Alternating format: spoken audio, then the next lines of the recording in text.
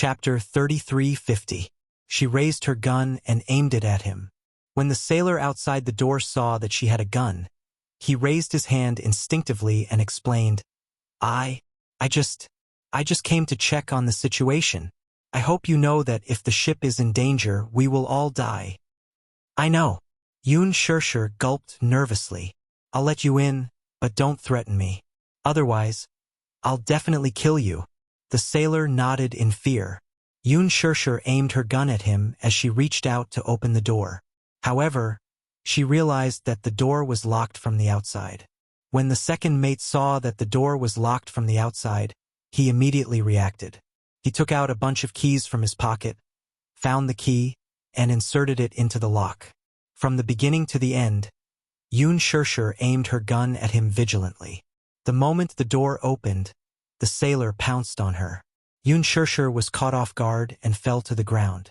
Just as she was about to shoot, the man punched the corner of her mouth. Bam! She was caught off guard. She arched her body in pain, but she hugged the gun tightly to prevent him from snatching it away. The sailor pulled out his knife from his waist and held the handle. Just as he raised his hand, suddenly, the ship suddenly let out an ear-piercing creak, and there was a strong turbulence. It was as if the entire ship was quaking and the mountains were shaking. Yun Shirshir was shocked. She only felt that the entire ship was still shaking, as if the world was turning upside down. What's going on? Yun Shirshir's heart sank into great fear. The huge shaking caused the tip of the knife that the man was about to stab her chest to deviate and pierce the deck beside her. The tip of the knife stabbed into the deck ruthlessly. Coupled with the unstable center of gravity, it was difficult to pull it out. Yun Shirshir reacted and took this opportunity to kick him away. Just as she held the gun tightly, but before she could aim, there was an even louder shaking. Boom! Through the deck, she seemed to hear an ear-piercing tearing sound coming from the bottom of the ship. Her heart turned cold. The sailor couldn't care less about her. He quickly got up and rushed to the screen, shouting that something was wrong. Shit! He cursed and threw himself into the rescue. Yun Shirshir did not know what was going on. Just as she was confused, she heard an ear-piercing sound. The hull shook again. This time, the shaking was not as fierce as the previous 2 times. In an instant, the entire cockpit was plunged into darkness. The electrical system was damaged, and the entire cabin was plunged into darkness. Xiao Chen and Yu Yu were on their way here when they encountered such a strong turbulence. The cabin shook continuously, and Yu Yu almost lost his balance. Xiao Chen immediately reached out to support him. What's going on? Yu Yu looked around nervously. Under the dreary moonlight, the waves crashed against the hull of the boat. Xiao Chen walked to the railing and looked down. When he saw that the waves were abnormal, he frowned and said in shock, I'm afraid we've hit a reef. Hit a reef? Yes. Is it serious? Yu Yu didn't understand these things and asked him curiously. He suddenly realized that he didn't know everything. He also realized that sometimes he needed to rely on Xiao Chen. Xiao Chen nodded solemnly and said worriedly, From the looks of it, it must be very serious. A ship accidentally hitting a reef could be a serious matter. Chapter 3351. There were 2 types of rocks, soft rocks and hard rocks. When the former hit rocks, the seabed would be soft clay. When the latter hit rocks, they would hit sharp rocks with sharp edges. These rocks were usually as sharp as knives. When the ship hit the rocks, it would be like a knife cutting through the ship's hull. The waves were so rough, which meant that the rocks were very big. The ship was traveling at high speed, so it was very risky for it to hit rocks at such a fast speed. When Xiao Chen saw that the ship had stopped, he knew that the bottom of the ship must have been cut. Once the ship's hull was cut open, the bottom of the ship would be torn apart by the rocks and water would enter the ship. If water entered the hull, it would cause the ship to capsize and sink to a certain extent. Xiao Chen looked at Yu Yu anxiously. I'm not sure how serious the situation is, but I'm sure that the ship hit rocks and the water entering the hull affected the electrical system. This means that the bottom of the ship has been cut open. We have to find Mommy as soon as possible and then find a lifeboat to take Mommy away from this ship. You mean this cruise ship could sink at any time? Not at any time. It can't sink immediately, but, Xiaochen said each word seriously and affectionately. We don't have much time left. Yu also became nervous. She nodded and ran toward the cockpit. Along the way, the ship kept shaking. The originally brightly lit banquet hall suddenly fell into darkness. The band members also stood up curiously. The music stopped abruptly, and the sudden silence made everyone even more nervous. The unexpected circuit failure caused everyone to fall into a panic. Help! Oh my God! What's going on? Did something happen? In the banquet hall, the guests were screaming nervously, and the scene was in a mess. The screams were hoarse, and there was a hubbub of voices, accompanied by the sound of tableware falling and shattering. Many people scrambled to run towards the door. At the most desperate moment, the selfishness of human nature was exposed. Many people rushed forward, but because it was dark, they couldn't see anything clearly. The banquet hall was completely enclosed, so there was no light and they couldn't see their own fingers. People followed their instincts and ran to the door like a flock of frightened headless flies. In the crowd, some women accidentally tripped over the things under their feet and fell to the ground. They wondered if it was because of the shaking of the ship that they lost their balance and fell, but no one was willing to help them. Instead, they stepped over them and ran to the door. At this critical juncture, their lives were on the line. If they could not even care about their own safety, who would care about the lives of others? Many weak women were trampled to death just like that. People broke through the banquet hall's door and rushed to the deck. The crowd surged onto the deck like a rising tide. Xiaochen and Yu happened to pass by the banquet hall. When they saw people running towards the deck, they immediately hugged Yu. Be careful! Yu was pulled into his arms. Then they saw the black mass of people running out of the banquet hall. At this moment, the ship shook again and started to tilt slightly. The people who were running towards the deck suddenly lost their center of gravity and stumbled in the direction of the tilt. There was nothing to hold on to. Chapter 33:52. Some of them were lucky. Even though they were nervous, they managed to grab onto the railing in time. Some of them panicked and didn't know how to react. They crashed into the railing and fell into the sea. Ah! Screams erupted from the crowd. Seeing people fall into the sea, they became even more nervous. Xiaochen held on to Yu's hand tightly and groped in a direction with fewer people. Yu was very calm, and so was Xiaochen. They knew very well that the most important thing was to stay calm. If they panicked, they wouldn't be able to do anything. The two little lads held hands tightly and weaved through the crowd. It was only when they left the area of the banquet hall that there were fewer and fewer people. Quite a number of sailors walked toward the cockpit. As they got closer to it, Yun Shershir's voice was suddenly heard from a corner. Yu, Xiaochen. Yu was the first to hear it. Xiaochen heard it as well. Both of them stopped in their tracks and looked towards the source of the voice. They saw Yun Shershir running towards them. She hugged them anxiously and looked them up and down. She saw that Yu and Xiaochen had different degrees of injuries on their bodies. Yu's face had some bruises. When she saw the bloodstains on Xiaochen's abdomen, she held her breath. Xiaochen, you're injured. Xiaochen comforted her. Mommy, don't worry. The blood isn't mine. He lied to her on purpose to comfort her. He didn't want her to worry, especially at a time like this. Yu said strangely, Mommy, why are you here? Xiaochen said that you were in the cockpit. Xiaochen suddenly realized something and asked suspiciously, Is the captain dead? Yun Shershir nodded guiltily. I stabbed him. I don't know if it's because I injured his arteries, but he lost a lot of blood and fainted. He's no longer showing any signs of life. I shouldn't have hit him so hard. Is he trying to kill you? Xiaochen's eyes flashed dangerously. Yes. If that's the case, Mommy, you don't have to blame yourself. He deserved to die. After pausing for a moment, Xiaochen continued. I suspect that the ship has hit a reef and there's a big hole in the bottom of the ship. Most likely, water has entered the ship and caused it to tilt. I'm worried that the boat will capsize soon. Capsize? She sucked in a breath of cold air. What should we do? Xiaochen said. Let's find a lifeboat and leave this place. Mommy, don't be afraid. There's still time. We can make it. Where is the lifeboat? Under normal circumstances, it should be on the left and right sides of the shin. I haven't seen it on my way here. I'll go to the stern to take a look immediately. All right. Yun Shirshir nodded. Yu suddenly grabbed Xiao-Yi-Chen.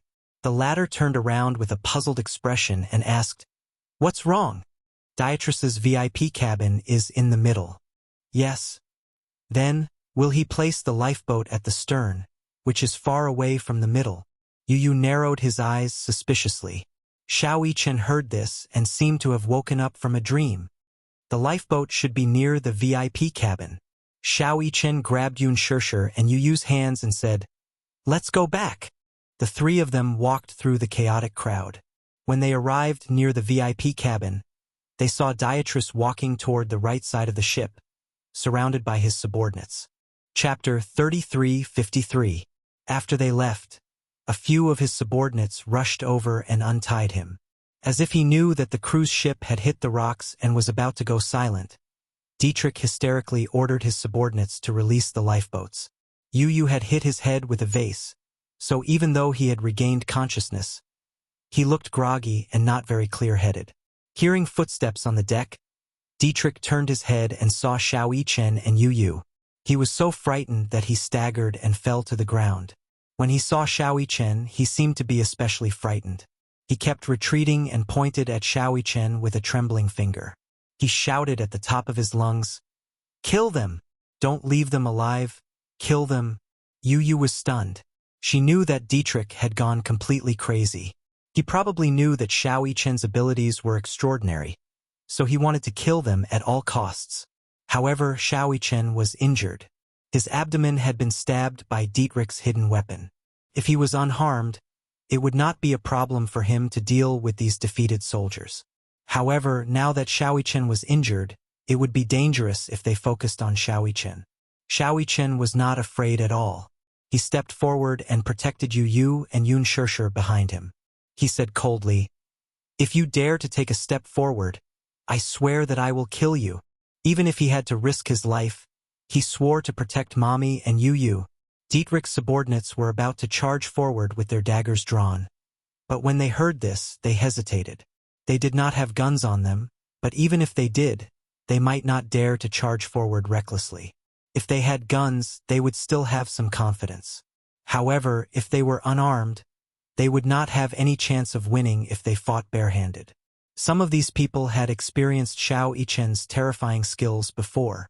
It was hard to imagine that such a small body of a child actually contained such powerful energy.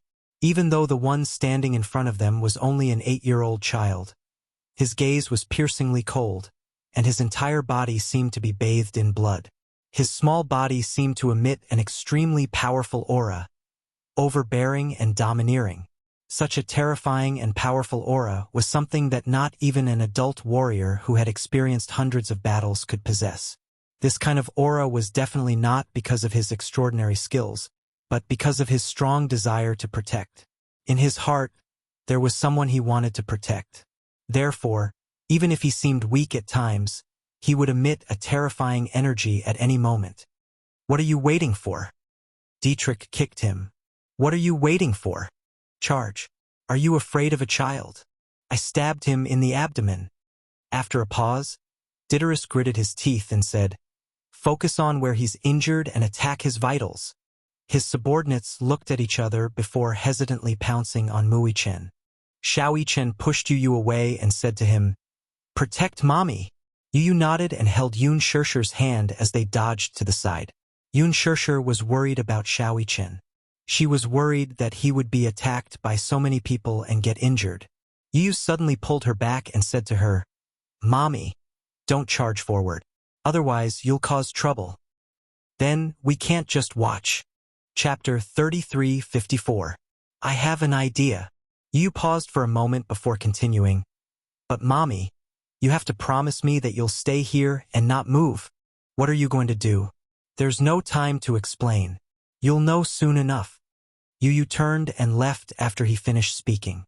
Yun Shirshir stood guard for a long time, trembling in fear. A few of Dietrich's subordinates rushed forward and surrounded Xiao Chen. According to Dietrich's instructions, the few of them aimed at Xiao Chen's injured area and attacked. Yun Shishir watched on in fear. Xiao Chen knew how despicable these people were, so he took extra precautions. Yun Shishir originally wanted to rush forward, but when she thought of Yu Yu's words, she didn't dare to act recklessly.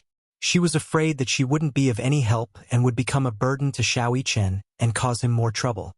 Knives and spears didn't hurt one's eyes, so she didn't dare to act recklessly. Yun Shishir hid in a corner.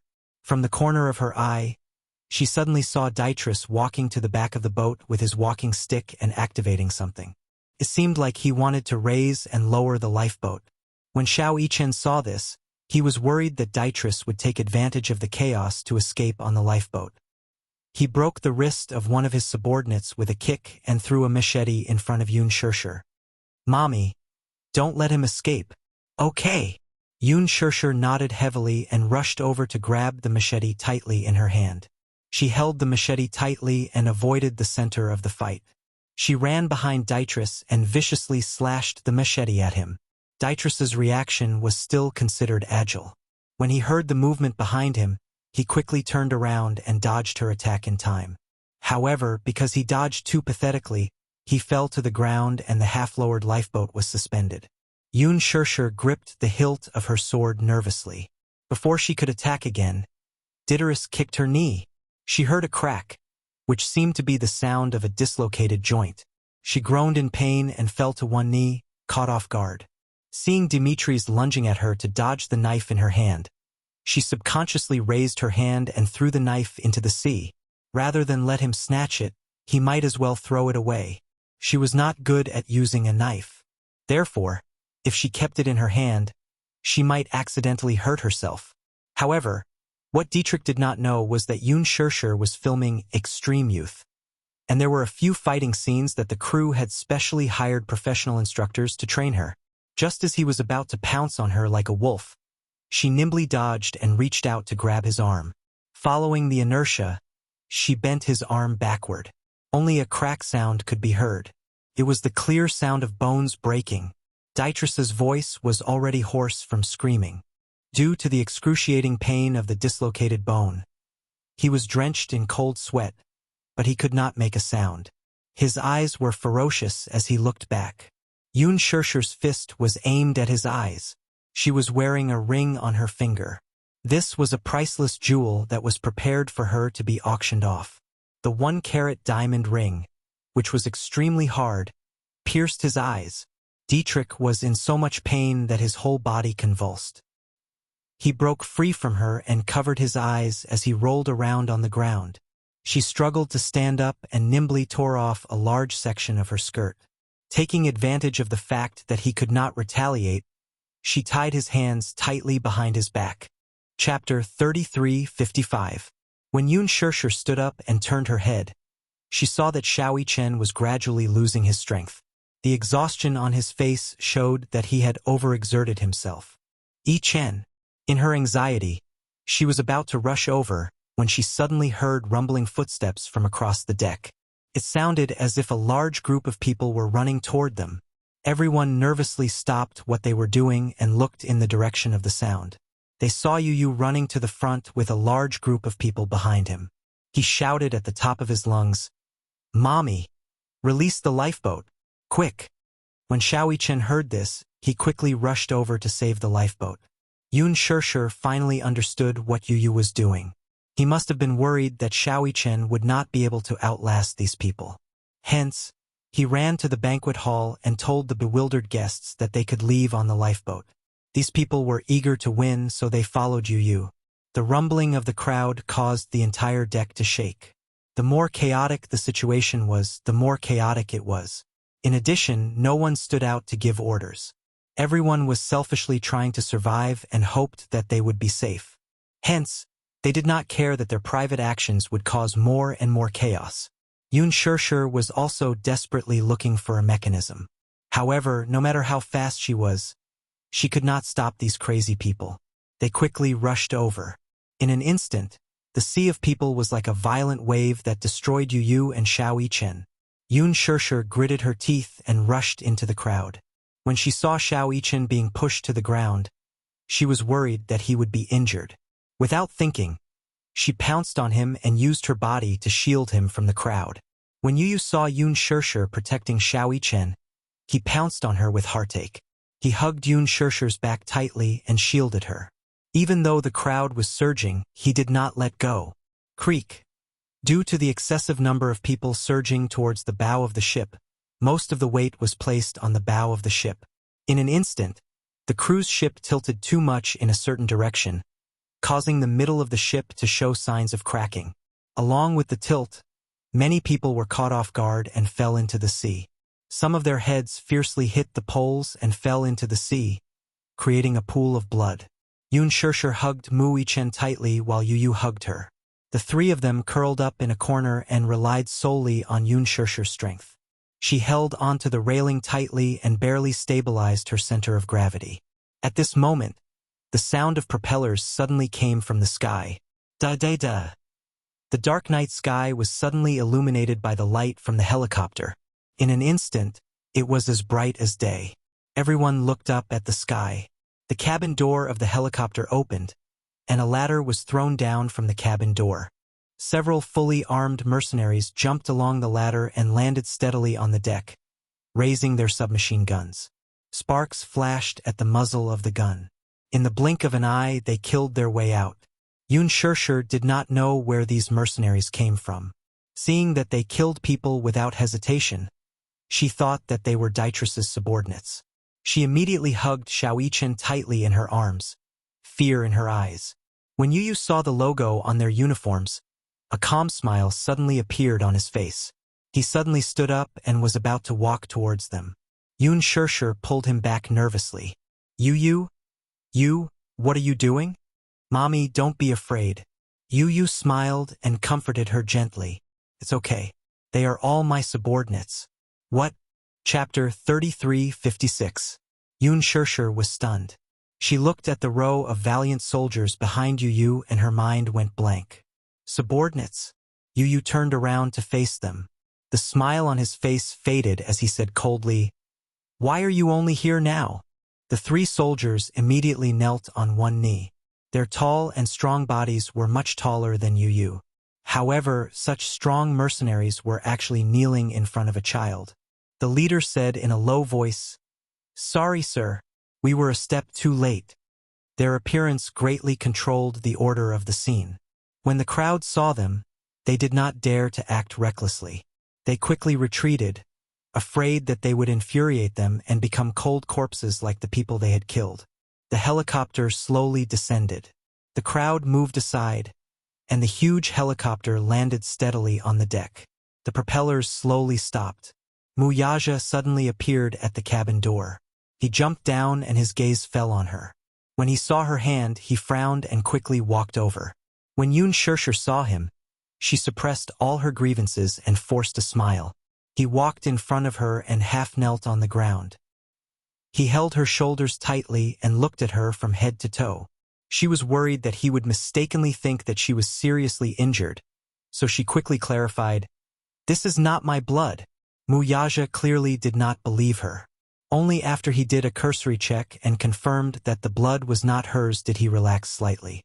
In Yun Shirshir's arms, Xiao Yichen's body was slightly curled up. Due to his vigorous movements, the wound on his abdomen opened up again and blood stained her body. Xiao Yichen was obviously seriously injured. Hence, his eyelids were heavy. When he vaguely heard Wuxia's voice, he was relieved. However, he soon fainted.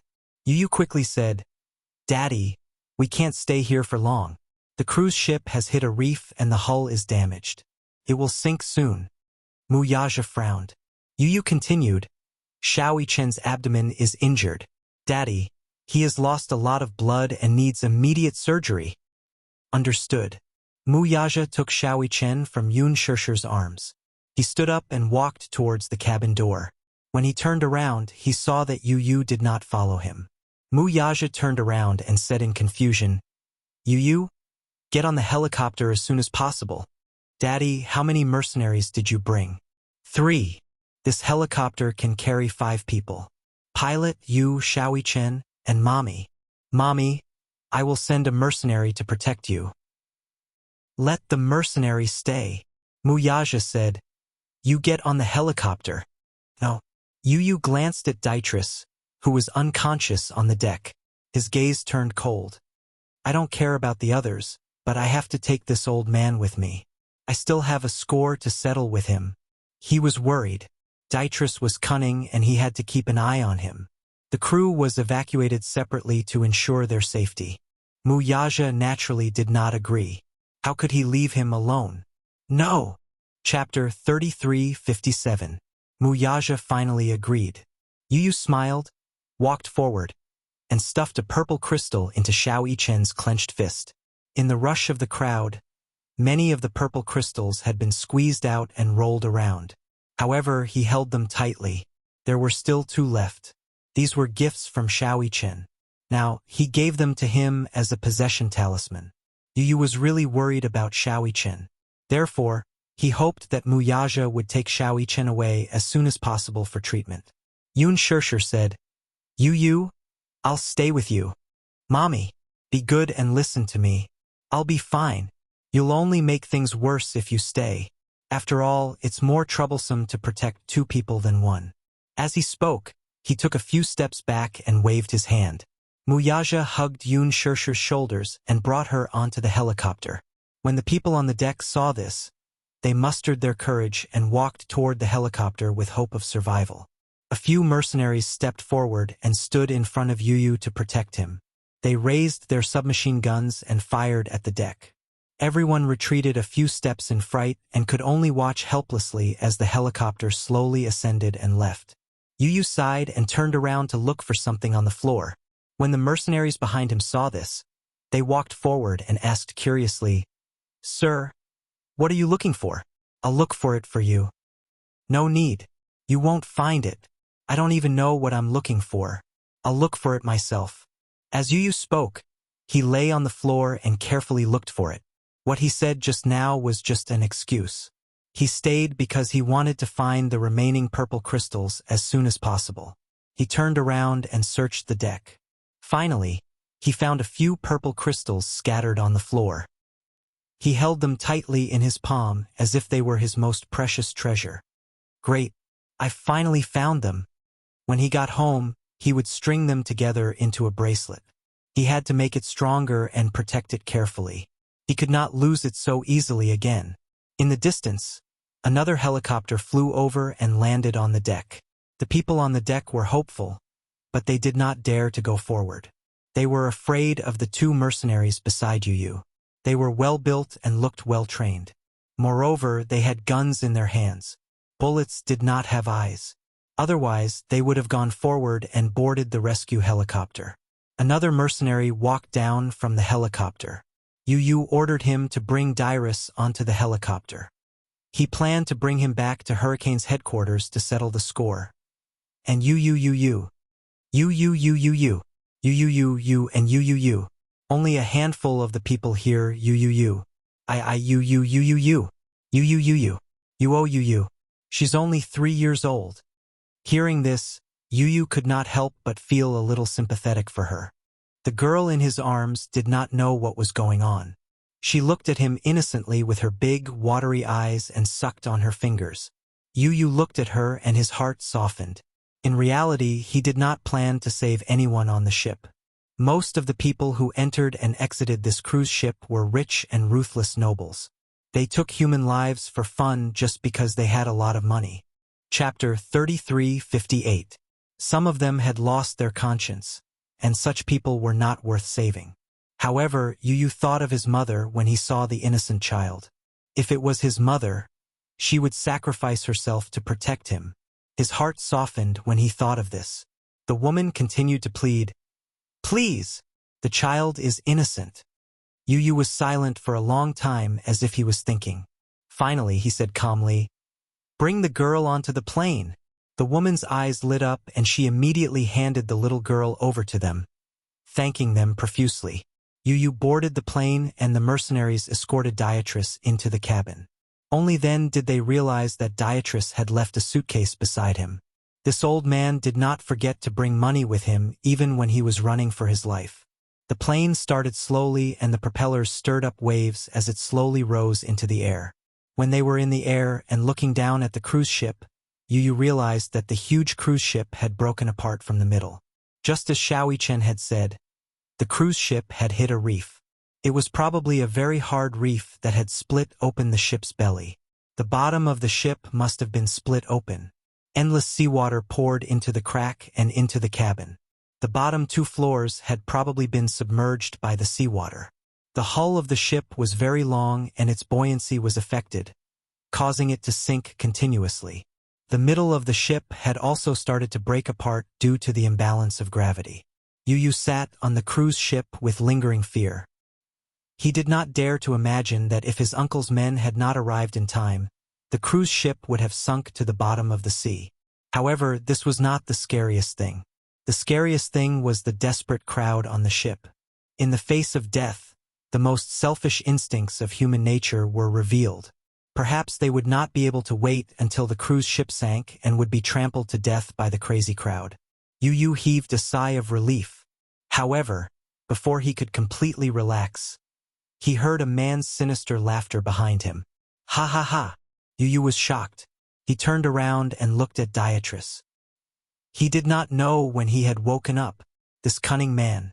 If he was not sure that he was tied up tightly, he would have been nervous. However, he was clearly the one in the most passive position right now, so how could he still laugh? Yu asked coldly, "What are you laughing at?" Dietrich smiled, revealing a mouthful of sinister teeth. "I'm laughing at your naivety. What, do you really think you're safe now?" Naive?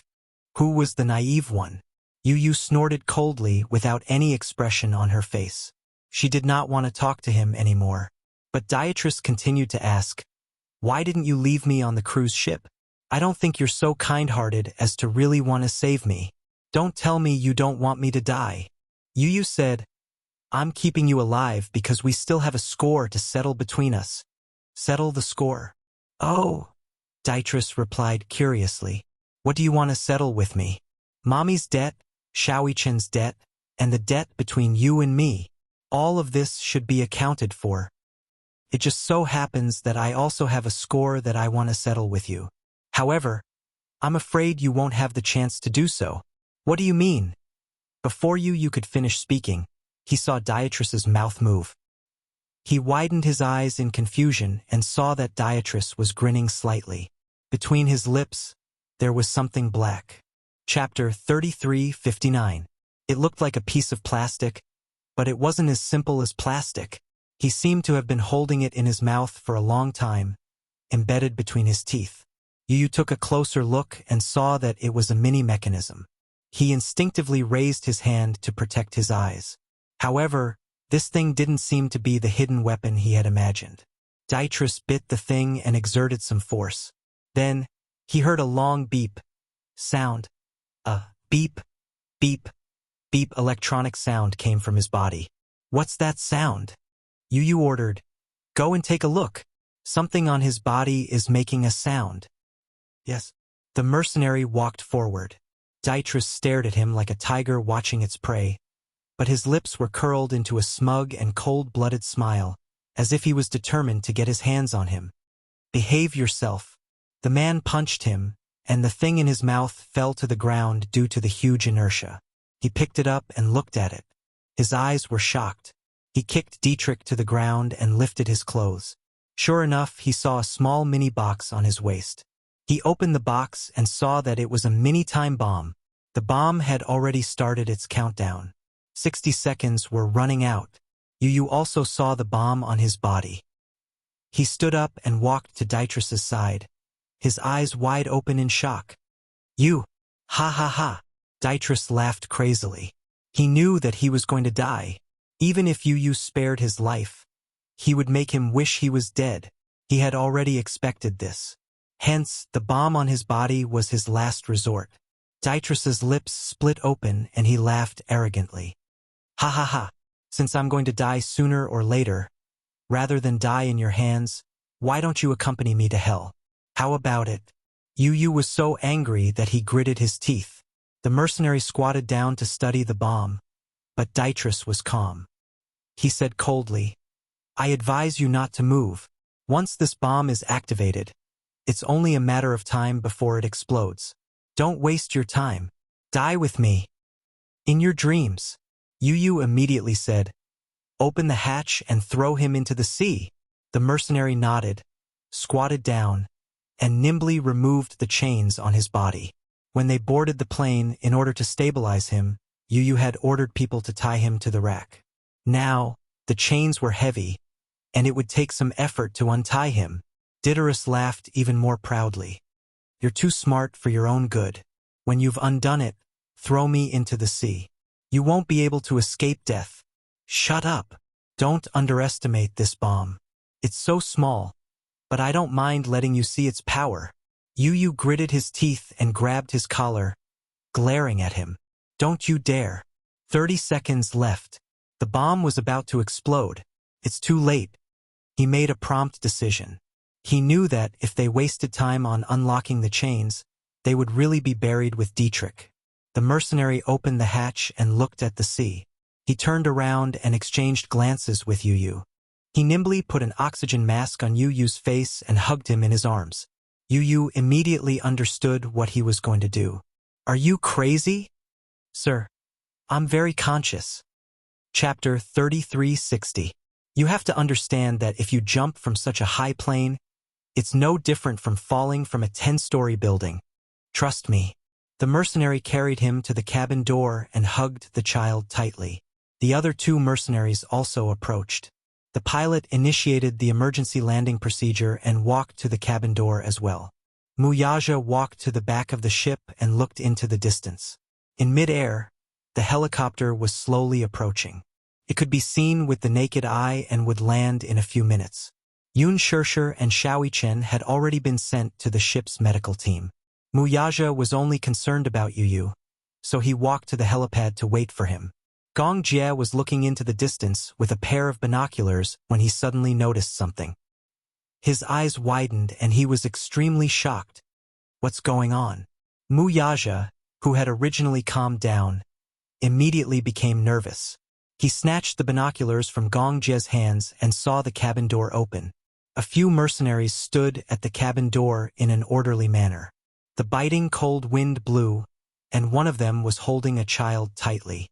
He recognized at a glance that the child in the man's arms was Yu. However, the strange thing was that they were planning to jump off the plane. Wuxia almost didn't have time to think. The next second, he saw 4 people jump out of the cabin door one after another. Their bodies were like feathers, lightly floating toward the sea. "What's going on?" Gong Jie also saw this scene. He rushed to the railing nervously and held the handrail nervously. However, there was a loud boom. Then, the helicopter exploded in an instant. It was as if a curtain of fire had exploded in the night sky. Even though they were far away, they seemed to be able to feel the airwaves caused by the explosion. It was almost spreading toward them. The deck also shook, and the explosion caused strong waves on the sea. The ship was slightly jolted. Gong Jie was frightened, and his breathing suddenly stopped. Wuxia clenched his fists, but his gaze was fixed on the figure that kept falling toward the sea. His heart suddenly stopped beating. It seemed that the explosion had occurred in the cabin. The entire fuselage shook, and the propeller was broken and scattered. At that moment, it was as if the end of the world had arrived. The entire world was gray, and the turbulence was as if the earth was shaking and the mountains were shaking.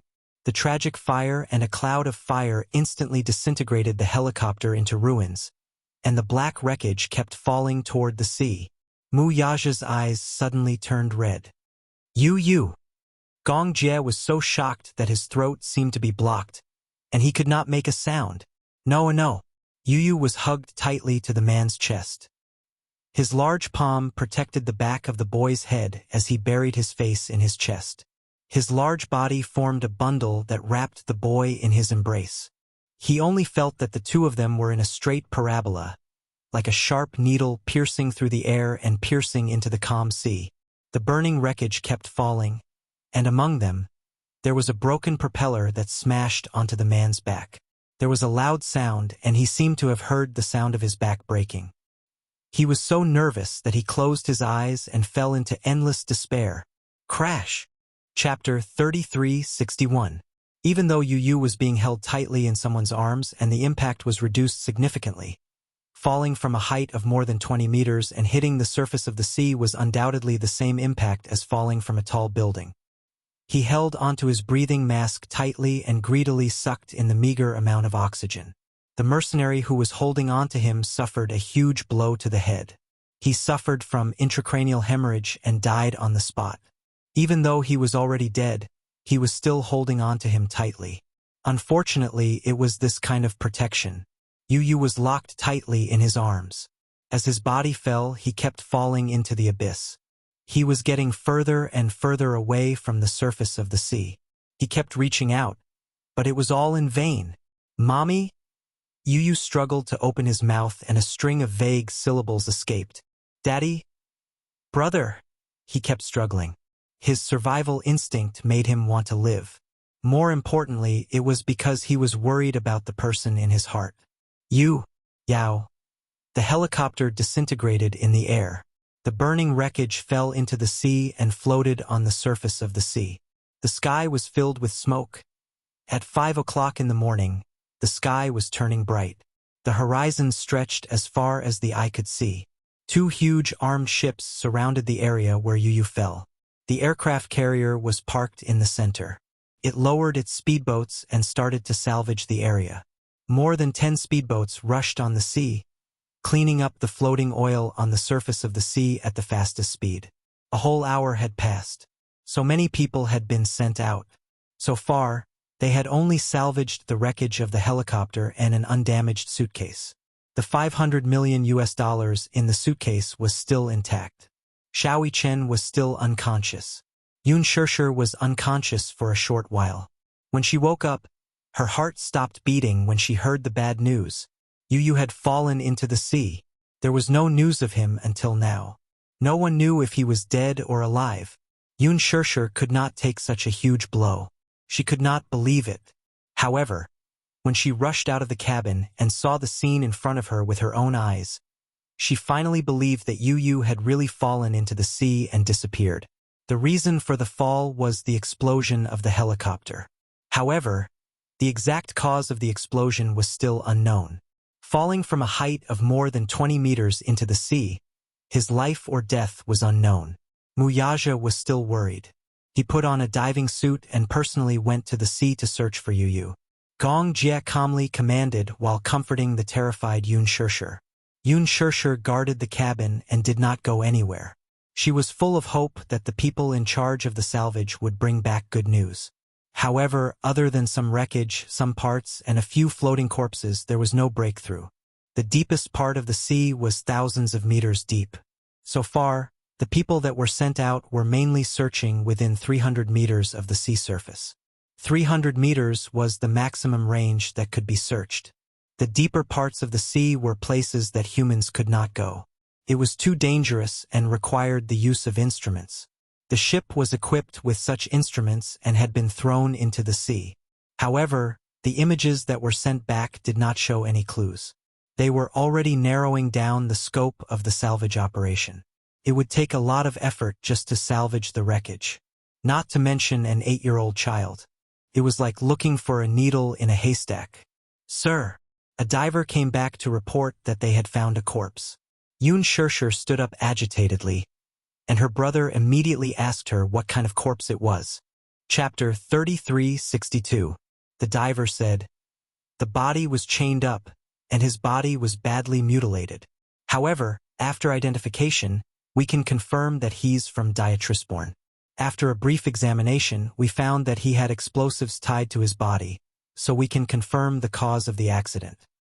Explosives? Yes, a suicide bomber. Gong Jie gritted his teeth in hatred. This sly old fox, even in death, he wanted to take someone down with him. Before the oxygen in the oxygen tank ran out, Wuxia returned to the shore. He took off his diving goggles, looked back at the sea, and bit his lip hard. He had been searching for 2 hours without stopping. In the cold sea, he had almost exhausted all his energy. He ate some compressed biscuits to replenish his energy, changed his oxygen tank, and prepared to go back into the water. Gong Jie stopped him. Are you crazy? Unlike on land, the energy consumption in the sea is several times higher. Don't push yourself too hard. Mu Yaja turned around and looked at him. We don't know whether Yu is dead or alive. Do you want me to stay on the shore and do nothing? I can't do that. At least you should rest for a while. Gong Jie said again. If you consume too much energy, it'll be dangerous. I know what to do. Gong Jie wanted to say something, but Mu Yaja turned around and left quickly. Now, every minute and second was incomparably precious to him. The salvage operation lasted for 5 hours, but there was no news.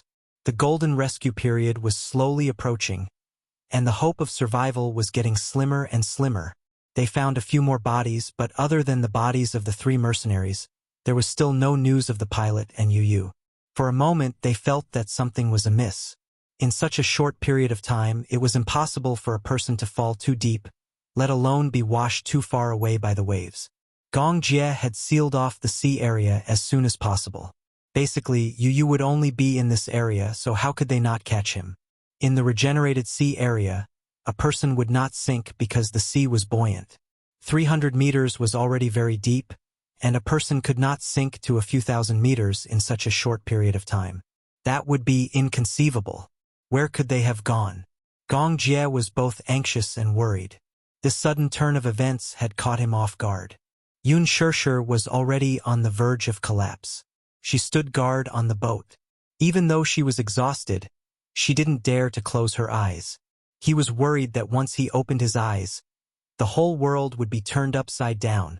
The more time passed and the more there was no news, the more she blamed herself. If it wasn't for her, Yu wouldn't be in such a dangerous situation. She was such a failure. What kind of danger did he encounter that he needed his 2 sons to save him? She also found out about Yu's other identity. She did not expect Yu to be related to the Hurricane Group. She also did not know that Yu was one of the core members of the Hurricane Group. She originally thought that Yu had a toy company that was currently being managed by Li Hanlin. She did not expect that he had an even deeper identity. She did not know much and did not have the heart to care. But she knew that the culprit who kidnapped her this time, Dietrich, was after Yu. Dietrich and the Hurricane Group had a deep grudge. Hence, even if he died, he swore to drag Yu down to hell with him. If she had known. But there was no such thing. She had been kept in the dark from the beginning. Chapter 3363. Yun Shirshir was almost suffocating from the pain. If anything happened to Yu, she would never forgive herself. Too much time had passed, and all the people who went into the sea were exhausted. Gong Xiaojie naturally could not withdraw the team. If they could not salvage it in 5 hours, then they would spend 10 or even 20 hours. He did not believe that there would be no news at all. However, for now, no news was the best news. Hurricane Headquarters. The medical center was on standby. The phone suddenly rang. Gong Xiaoying received the call, and his expression became serious. He led the team to the helipad. In the distance, a helicopter flew over slowly, circled once, and slowly landed on the helipad. The wind was a little strong. Gong Xiaoying narrowed his eyes slightly, looking at the helicopter that landed steadily on the helipad.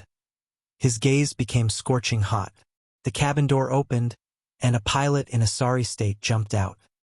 He was holding a child wrapped in a blanket in his arms, and hurried to Gong Xiaoying.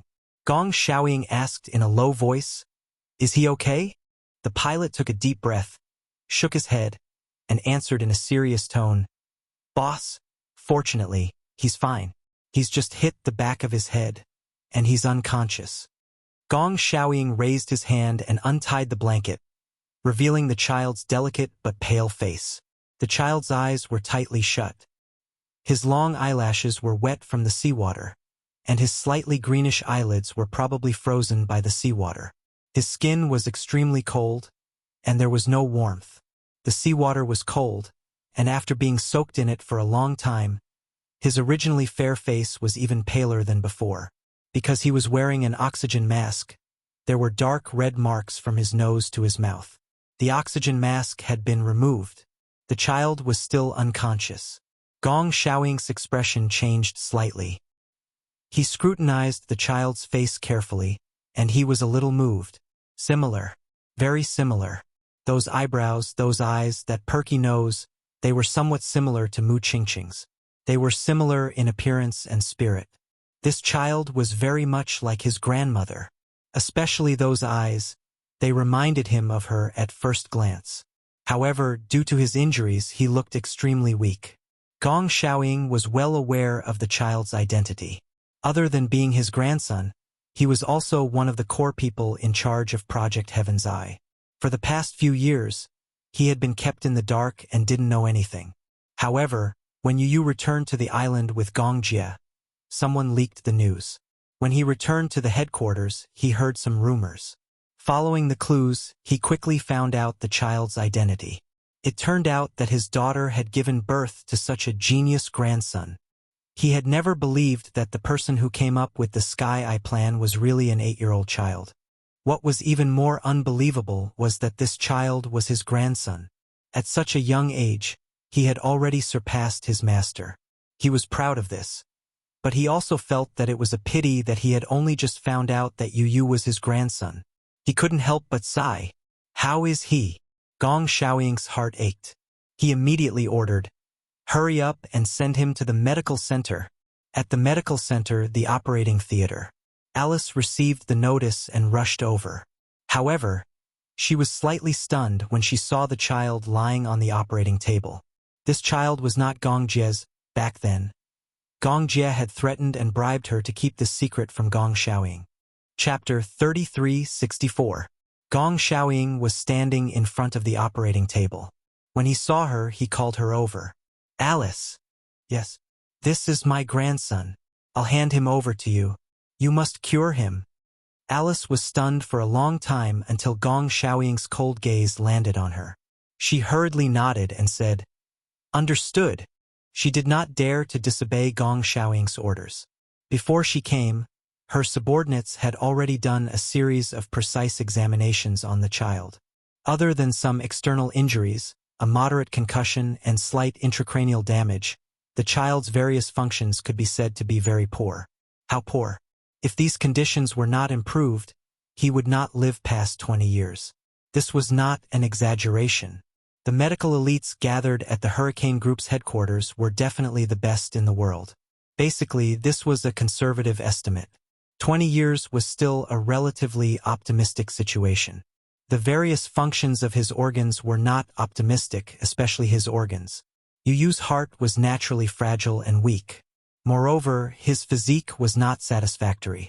Compared to Xiao Yichen's physique, Yu's physique had always been poor since he was born.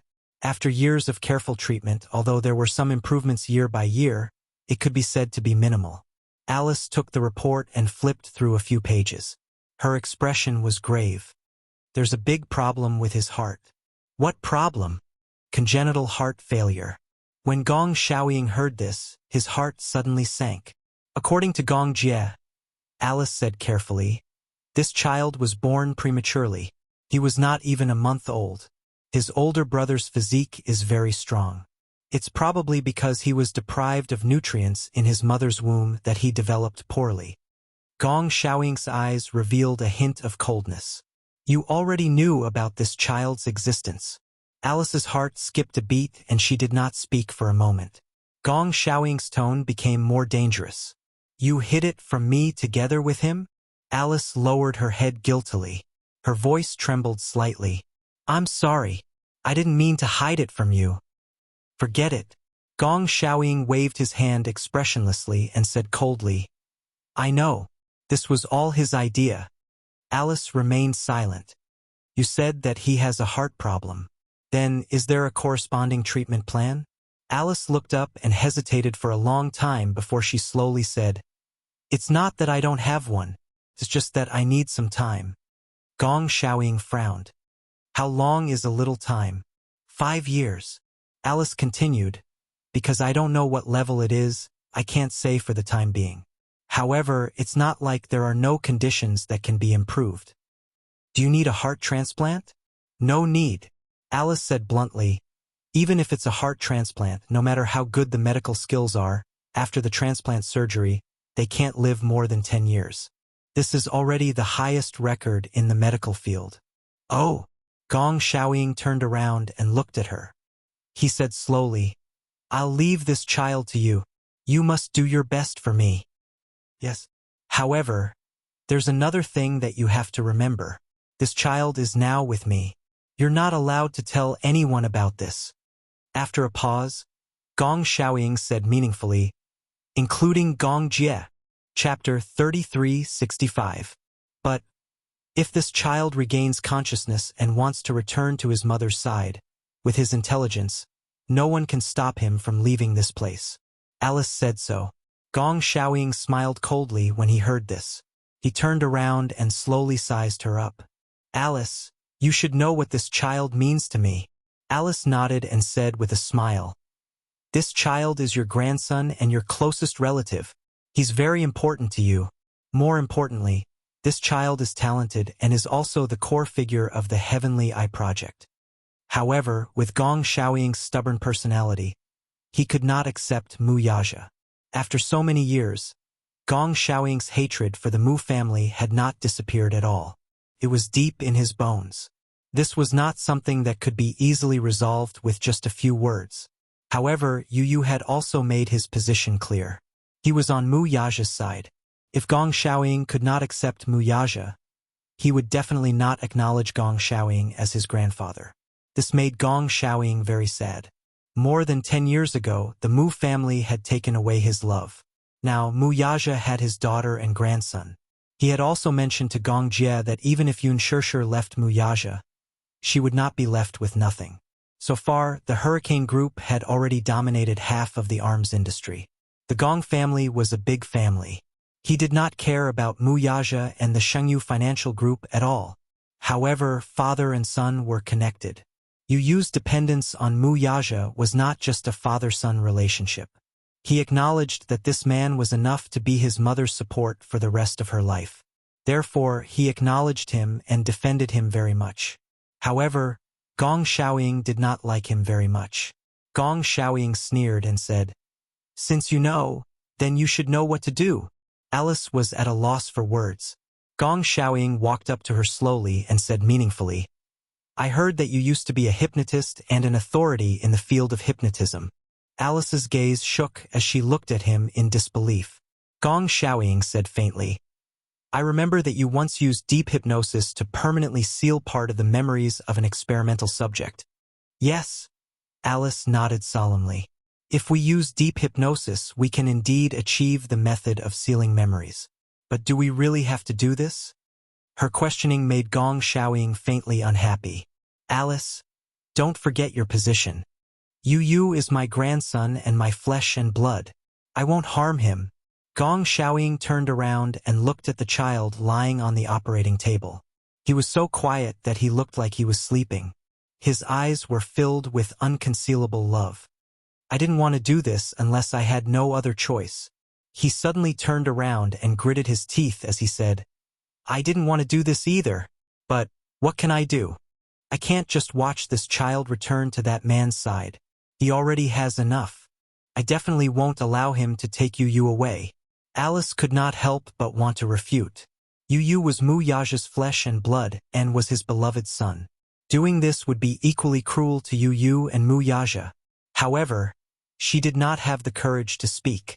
After thinking for a long time, she finally nodded and said weakly, I know what to do. Okay. Chapter 3366. Gong Xiaoying said, I hope you don't disappoint me. After saying that, he turned around and walked away. Alice walked to the operating table and lowered her head to look at Yu Yu's young and delicate face.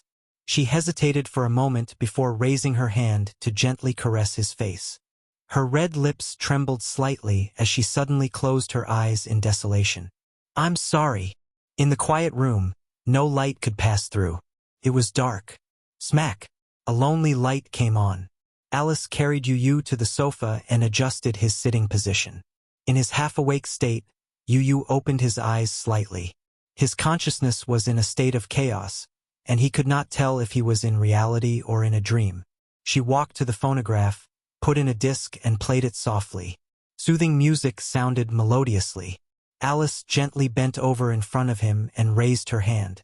Pocket watch fell and swayed gently. Yu opened his hazy eyes. As the pocket watch swayed gently, his eyes gradually lost focus and became empty and dark. He suddenly felt a ray of sunlight above his head gradually sprinkling on his body, and his whole body was enveloped in warmth. Immediately after, he opened his eyes and saw an endless sea. Under the sunlight, the golden beach was beautiful and dazzling. He walked on the beach and looked around, but there was no one in sight. Suddenly, he had a splitting headache. A woman's gentle voice sounded. "Who are you?" Yu turned around warily, but there was no one in sight. "Who's talking?" The woman asked. "What's your name?"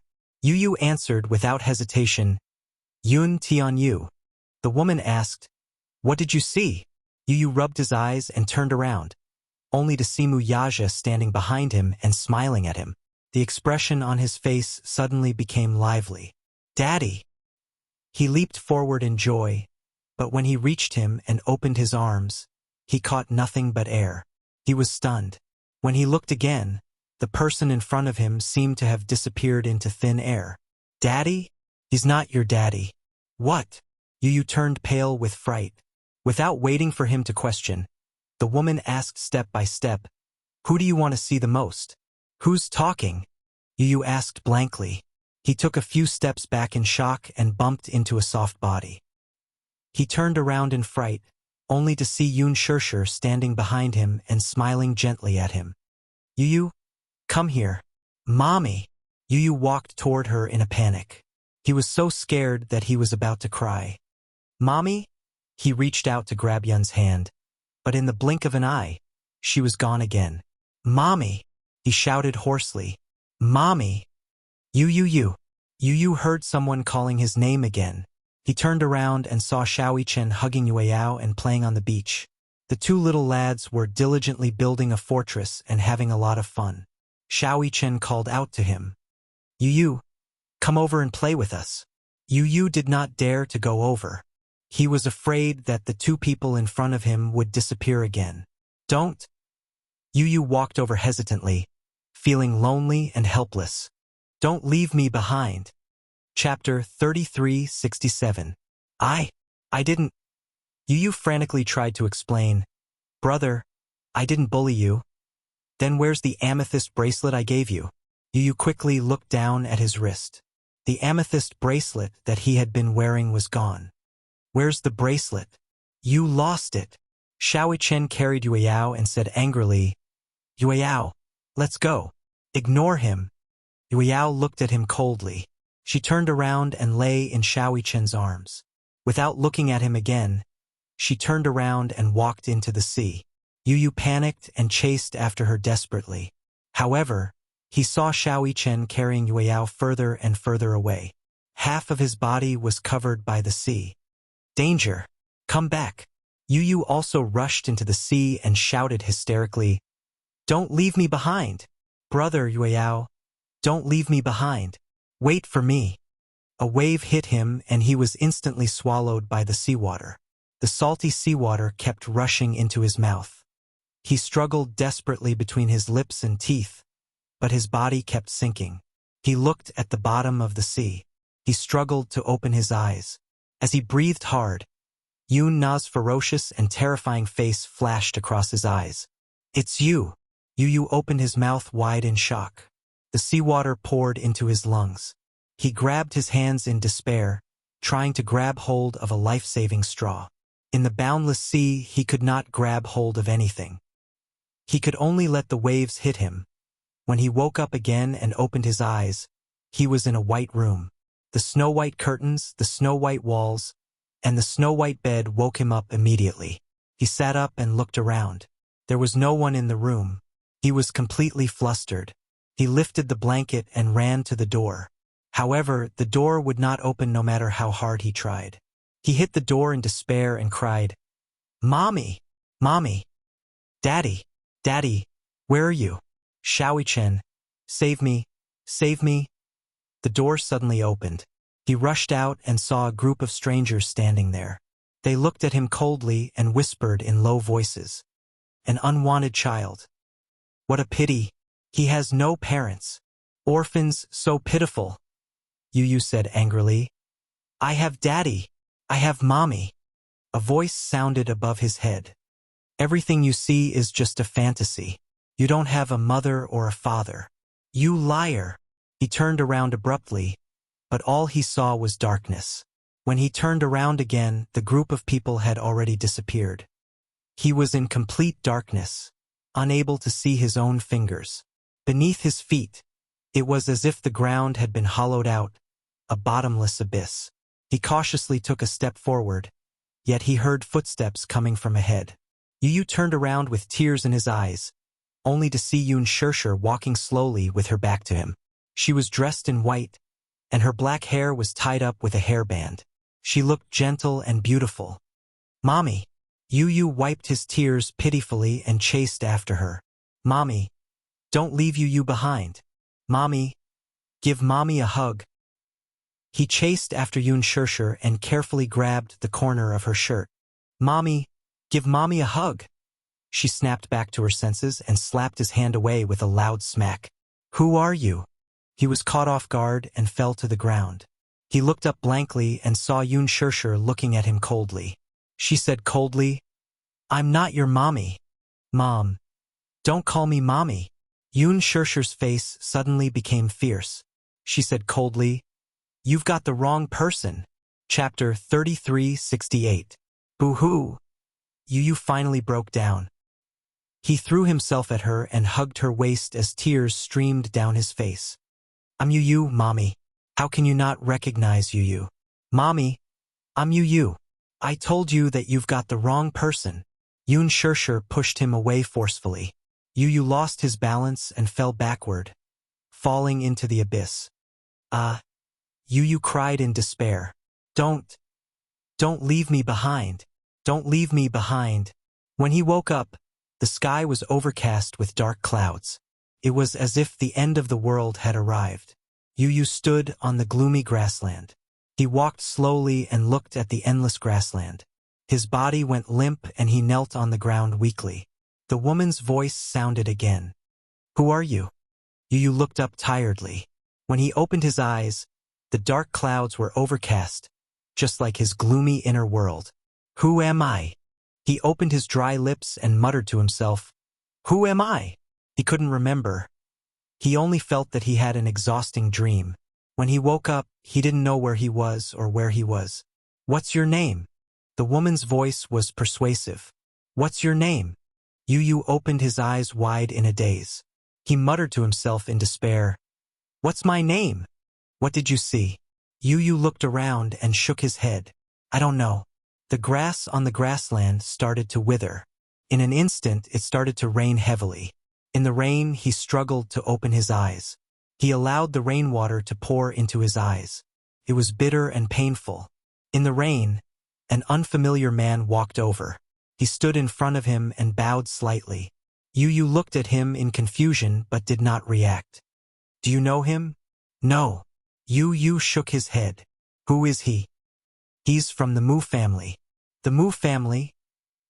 His name is Mu Yaja. Yu muttered the name silently, but an unknown and unfamiliar feeling welled up in her heart. Do you hate him? Yu rubbed his eyes and tears fell. He did not know why he was crying.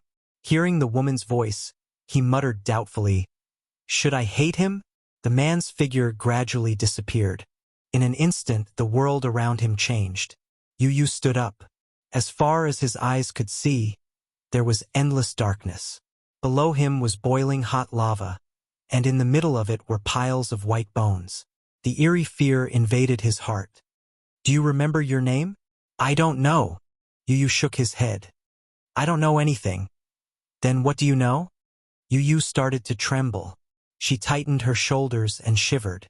I only know that I'm alone. He was alone. He was alone. You're not alone. Yu looked up in disbelief.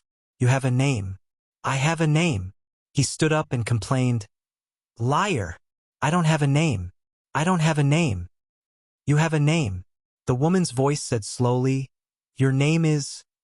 Accompanied by a hoarse gasp. In the darkness, a pair of frightened eyes suddenly opened. A beam of moonlight reflected into the eyes, and the pupils suddenly contracted violently.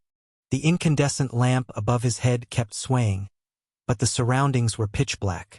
Under the dim light, the lonely shadow pulled at one's heart, and it was suffocating. Chapter 3369. He was so tired.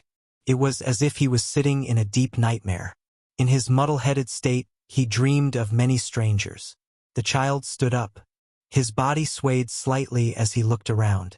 In the medical center, people were walking back and forth. The cold light shone on his body, but he couldn't feel any warmth. He was wearing a snow-white hospital gown. The front of his gown was slightly open, and it was covered with thin sheets to detect his heartbeat and pulse. Alice walked over and smiled at him. Fan, you're awake? He sat up slowly and held his forehead. He said tiredly, I seem to have had a very long nightmare. Alice smiled. Nightmare? What kind of nightmare was it? His gaze was slightly dazed, and he smiled. Someone called my name, but that's not my name. Oh, you. He said these two words numbly, and his expression was blank. He heard someone calling his name, you. The funny thing was, he even dreamed of a woman. He kept chasing after the woman's back view, but the woman didn't turn back. He had already forgotten the face of the woman in his dream. He couldn't remember it clearly. Alice was stunned. She thought to herself that he had already gone through deep hypnosis, and many of his memories had already been sealed. However, the name Yu was still deeply etched in his mind. It seemed that it would take some time to completely seal his memories. Alice hugged him gently and said gently, Gong Fan, it's just a nightmare. When you wake up, just forget about it. When Gong Xiaoying walked in, Yu was lying on the operating table in a deep coma. He had just gone through the 6th level of hypnosis. His young face was drenched in cold sweat, and his eyelids were trembling violently. Suddenly, a line of tears slowly flowed down and wet his sideburns. Gong Xiaoying walked over and looked at him. Even though he was in a deep coma, the weakness and helplessness on his face were very obvious. To him, this might be a nightmare. However, in fact, his memories were being sealed bit by bit in the depths of his mind. Usually, there weren't many opportunities to use this method. Most of the time, only when some mercenaries retired, Alice would choose to seal all their memories related to the Hurricane Group before letting them go. However, mercenaries from the Hurricane Group would choose to retire in a very small number of cases. Gong Xiaoying asked, Have his memories been sealed?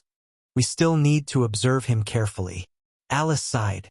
This is an extremely painful process. Gong Xiaoying suddenly fell silent. After a long time, he suddenly asked, How painful is it? This child is extremely attached to memories related to Yun Shirshir and Mu Yaja. He was very resistant at first, so the first attempt at hypnosis failed. Failed? Gong Xiaoying said meaningfully. This word rarely comes out of your mouth. Alice looked up and said helplessly, He's very resistant to the new name Gong Fan. I rehearsed new memories for him, but he didn't accept it. He was very resistant. It was only until the 3rd level of hypnosis that he barely succeeded. As an experienced hypnotist, Alice could replace those old memories with new ones if she used advanced hypnosis skills. Chapter 3370. Gong Xiaoying gave him the name Gong Fan. Alice hypnotized him into a dream. In the dream, she guided him patiently and led him to accept new memories. She instilled in him that his name was Gong Fan, the eldest son of the 3rd generation of the Gong family. He grew up in the Gong family and was the core person in charge of the Deva Eye project. He was also one of the candidates to inherit the Hurricane Group in the future. She also instilled hatred for the Mu family in him. Now, he was already at the 5th level of hypnosis. If there were no accidents after the 10th level of hypnosis, he would completely forget those memories.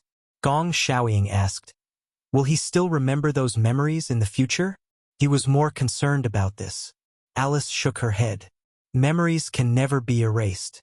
They can only be sealed. However, it will be very difficult to recall them if they are deeply sealed. Gong Xiaoying's heart calmed down slightly.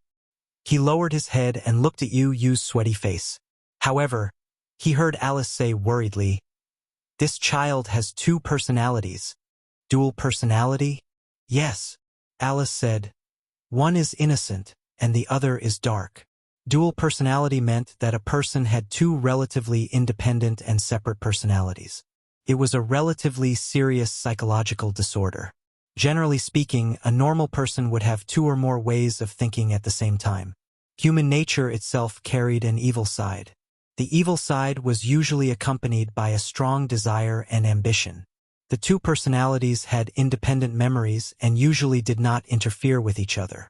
However, Yu Yu had a dual personality. This surprised her a little. The innocent side was his true side and also his initial personality. The dark side came from the dark scenes of his childhood. It was influenced by his ears and eyes, so the second personality was split. However, this second personality had always been suppressed by the innocent side and was rarely stimulated. Yu Yu wanted to protect Yun Shirshir. He did not hold back, rely on, and yearn for his mother. Therefore, the innocent and kind side had always been suppressed by the second personality. It would only be separated under special circumstances. Alice entered Yu Yu's memories and discovered this personality. She also discovered all the dark memories in this personality. These memories did not interfere with the memories of the original personality. However, after Alice sealed the memories of Yun Shirshir and erased the memories of Muyaja, Xiaoi Chen, and Yueyao, the original personality quickly disappeared. The second personality took over his body and completely took over his body. Alice said calmly, "His original personality has completely disappeared." She was a little annoyed. In the dream, Yu Yu struggled fiercely. She kept setting up desperate and miserable dreams for him in order to seal those memories. However, what was left behind was a child who looked like a walking corpse. Gong Xiaoying remained silent.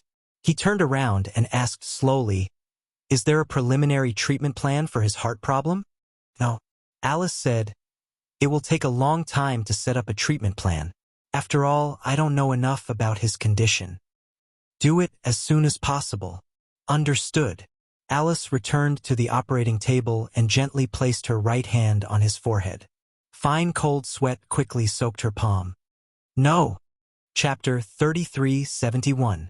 No. In his dream, he was running frantically on the surface of the sea. He kept looking behind him and saw a child who looked exactly like him walking towards him. The child looked at him coldly. His eyes were cold and gloomy on his handsome face. He was dressed in pitch-black clothes, as if he had become one with the night. He looked exactly like him. However, on his palm-sized face, his black hair was sharp and his eyes were deep. His thin lips were pursed tightly and his eyes were cold. "It's useless." The young man in black's voice was cold and indifferent. It was as cold as a piano on the sea. He walked slowly on the sea. He was calm and elegant. Even when the black waves hit him, he didn't move an inch. Even though Yu Yu was running pathetically, he couldn't shake him off no matter how hard he tried. "You can't escape." "No, don't come over." Yu Yu ran forward like a madman. Beneath his feet was a dark sea. Through the shallow water, he seemed to see an endless abyss at the bottom of the sea. It was as if it was going to swallow him whole. Sharks swam around while wagging their tails. They opened their mouths from time to time, revealing their bloody mouths. Rubbing his eyes, Yu Yu stepped on the seawater and ran toward the sea surface not far away. "Save me! Save me!" He looked back from time to time, but the young man in black was getting closer and closer to him. He exclaimed and ran. However, in the blink of an eye, the young man's figure flashed and appeared in front of him. He was caught off guard and bumped into the young man. Yu Yu was hit hard by the inertia and his body leaned backward. The young man in black held his hand tightly and pulled him in front of him. He held his shoulders. Yu Yu finally saw his face clearly. He had a fair face and a pair of dark eyes that hid traces of scarlet. He had a high nose bridge and thin lips. When he smiled, he revealed his white teeth. "Where are you going?" Yu asked cautiously. Who are you?" "Who am I?" The black-clothed youth tilted his head, his voice as cold as ice. "I am you." "You are lying." Yu shook her head. "What are you trying to do?" "I've had enough of you." The black-clothed youth sneered arrogantly. "Yu, from today onwards, let me replace you, and you are not worthy of existence." "What?" The black-clothed youth tightly gripped his shoulder and pulled him into his embrace. He used so much strength that it was as if he wanted to fuse into his own flesh and blood. "Let's become one. Let me replace you." Yu struggled incessantly. However, the difference in strength was too great. He could only feel his body gradually turning into smoke and fusing with the black-clothed youth's body. "No!" Yu's eyes were filled with tears. Don't be afraid." The black-clothed youth smiled coldly and grabbed the back of his neck. As he lowered his head, his cold eyes slightly opened, revealing a sharp edge. "From now on, I am you, and you will be reduced to ashes." "No, Yu." Yun Shirshir was so shocked that she sat up on the bed. She had woken up from a nightmare and was covered in cold sweat. She looked around. In the dark bedroom, Chen was sleeping beside her. He was frowning slightly but did not wake up.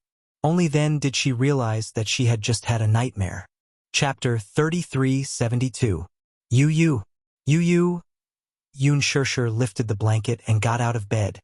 She hurriedly took out her car keys and left the house. She walked to the garage and sat in the driver's seat. She started the car with trembling hands and slowly drove out of the garage. When Chen woke up, it was already midnight. He instinctively reached out, but the side of the bed was empty. "Mommy?" He instantly woke up. He sat up and called out, "Mommy?" There was no response in the empty room. Chen immediately got out of bed and walked to the living room. He did not see Yun Shirshir. Wuxia leaned against the sofa. He was exhausted from the night of searching. He walked over and gently pushed his shoulder. "Daddy?" Wuxia was not in a deep sleep. When he woke up, he opened his eyes and saw that it was his father. "What's wrong?" "Mommy is missing." "What?" Wuxia took his jacket and walked into the garage. He realized that the Mercedes-Benz was gone. It had probably been driven away. Chen asked anxiously, "Where did Mommy go?" "I know where she went." Wuxia bowed and said, "Get in the car." "Okay." The father and son got into the car and drove toward the harbor. For the past 3 days, Gongjie had deployed more than 10 patrol boats to carry out a large-scale salvage operation. The area where Yu had gone missing was getting smaller and smaller. However, the area where Yu had gone missing was expanded to 10 nautical miles. Not a single corner was missed. A large-scale search was carried out, but there was still no news. It was as if she had disappeared from the face of the earth. Dozens of underwater robots dove a few thousand meters into the sea to investigate, but they still could not find any clues. However, even though the cost of salvaging alone was a few million USD per day, no one said that they would give up. No news was the best news so far. However, as time passed, Gongjie's faith was gradually eroded. The golden rescue time was within 72 hours. 72 hours were about to pass. This meant that Yu's chances of survival were very slim. However, if he was alive, he wanted to see him. If he was dead, he wanted to see his corpse. He would not give up. The car arrived at the port. Wuxia got out of the car and walked to the port. The huge port was noisy. He suddenly thought of a place. He picked up Chen and ran towards the beach. At dawn, the horizon shimmered faintly. Wuxia walked to the seaside and saw Yun Shirshir standing by the seaside. She was staring at the sea, motionless. When Chen saw this, he turned pale with fright. He struggled to jump out of Wuxia's arms and ran over to Yun Shirshir, hugging her tightly from behind. "Mommy!" He looked up and saw that Yun Shirshir had been staring at the sea since the beginning. Her eyes were red and swollen, and they were filled with despair and numbness. Chen calmed down slightly. He walked in front of Yun Shirshir and held her hand tightly. He comforted her and said, "Mommy, don't worry. You will be fine." She had not closed her eyes for 2 days and 2 nights. She was in a daze. Muyaja coaxed and lied to her. He sent her home to rest, but she dreamed that Yu was swallowed by the sea. She woke up with a start. Yun Shirshir clenched her fists tightly. She suppressed her emotions and said in a trembling voice, "Is there still no news of Yu?" Chapter 3373. Xiao Yichen quickly comforted her. "Mommy, don't let your imagination run wild. Didn't Uncle say that they haven't found him yet? This means that Yu is still alive." Yun Shirshir took a deep breath and slowly squatted on the ground. She wrapped her arms around her knees and said in despair, "Xiao Yichen, Yu has fallen into the sea. Even if we send more people to search for him day and night, it will be like looking for a needle in a haystack. The sea is so big and the depth is a few thousand meters. 72 hours have passed. Do you think that Yu will be safe and sound? Will he really be okay?" Xiao Yichen was silent for a moment. Even he couldn't guarantee that Yu would be okay. But he had been waiting for a miracle. Yun Shirshir held her forehead in despair and said, "For the past 3 days, I've been lying to myself. Yu will be fine. Yu will be safe. But I can't lie to myself anymore." She finally broke down and knelt on the ground. Tears flowed out of her eyes and down her cheeks. She cried pitifully, "It's my fault. It's all my fault. No matter what he said back then, I shouldn't have let go of his hand." Little Yichen reached out and hugged her tightly as he burst into tears. "Mommy, don't scare me. Okay?" He didn't know what to do. The news of Yu's disappearance was like the end of the world to him. But he held on and didn't dare to break down easily because he still had to take care of his mother and sister. If he couldn't recover, what would happen to his mother? Yun Shirshir felt the same way. She had been deceiving herself and others, believing that Yu would be safe and sound. No one dared to give up easily. She knew that if she broke down, it would be twice as painful for Xiao Yichen and Muyaja. Gu Xing's departure had been a huge blow to her. During that period of time, Muyaja watched over her day and night, afraid that something would happen to her. Yu and Xiao Yichen stayed by her side. She didn't want to relive those days. However, she was barely holding on because she believed that Yu would be fine. However, 3 days had passed. Every minute and every second was torture, incomparable torture. She closed her eyes, but the nightmares continued. She began to be afraid of closing her eyes. She was afraid that if she woke up, she would be waiting for bad news, waiting for the end of the world. Xiao Yichen hugged her and suddenly said, "Mommy, I believe that Yu will be alive and well. We can't live without him, and he can't live without us." Back then, Yun Na and Li Qin were thrown into the sea by Li Dongqiang, but they didn't die in the end. Gong Jie said that he had sent as many people as he could to search for them. They didn't even let go of a few thousand meters under the sea. He swore that if anything were to happen to Yu, even if he were to die, he would definitely be able to find his corpse. However, there was no news for a few days. Gong Jie suspected that Yu was no longer in this area. There were a few islands near that area. He had already sent patrol boats to investigate. If there was any news, they would definitely be able to find Yu's whereabouts. Muyaja looked at the backs of the mother and son, who were leaning against each other. He suddenly loosened his clenched fists and slowly walked behind Yun Shirshir. His heart ached as he hugged her shoulders. "It's okay." Chapter 3374. He said firmly, "The little guy is so lucky. He'll be fine." Yun Shirshir gripped the back of his hand tightly. She used so much force that she almost broke his skin. He knew that she was enduring it. The fact that there was no news of Yu was like the sky falling down on her. Muyaja hugged her tenderly and kissed her forehead gently. He said gently, "Shirshir, let's go back and wait for Yu to come home. Wait for Yu to come home." These words had undoubtedly touched her deeply. Big drops of tears rolled down her cheeks. Little Yichen wiped away his tears at once and gave a solemn smile. "Yes, Mommy. Let's go back and wait for Yu to come home." Wuxia coaxed her gently. So be good and stay at home and wait for Yu to come home. Okay? Yun Shirshi's lips trembled violently. She looked up and widened her eyes. Choking, she said, no matter how long it takes, I'm willing to wait. But, will he come back to us? Why not? Wuxia hugged her tightly. His voice was slightly hoarse as he said, that guy is so clingy to you and likes to pester you. It's as if it's killing him to be away from you for a day. He always likes to chase after you. Mommy this and mommy that. How can he not want you? How can he not come home? Little Chen added, that's right. You can't leave mommy even if he leaves the air. He'll definitely come back. Otherwise, where else can he go? Yun Shirshir couldn't stop her tears anymore. She nodded pathetically. Ever since Yu was born, he had been like her little tail that she couldn't shake off no matter how hard she tried. She recalled how the little guy was extremely unwilling to spend time with Wuxia. He hugged her and said coquettishly, Mommy, you belong to Yu alone. Yu doesn't want daddy. Yu only wants mommy. She still remembered when she brought him to Fairy Tale Valley to play. Even though she couldn't participate in many of the activities, she still smiled brightly.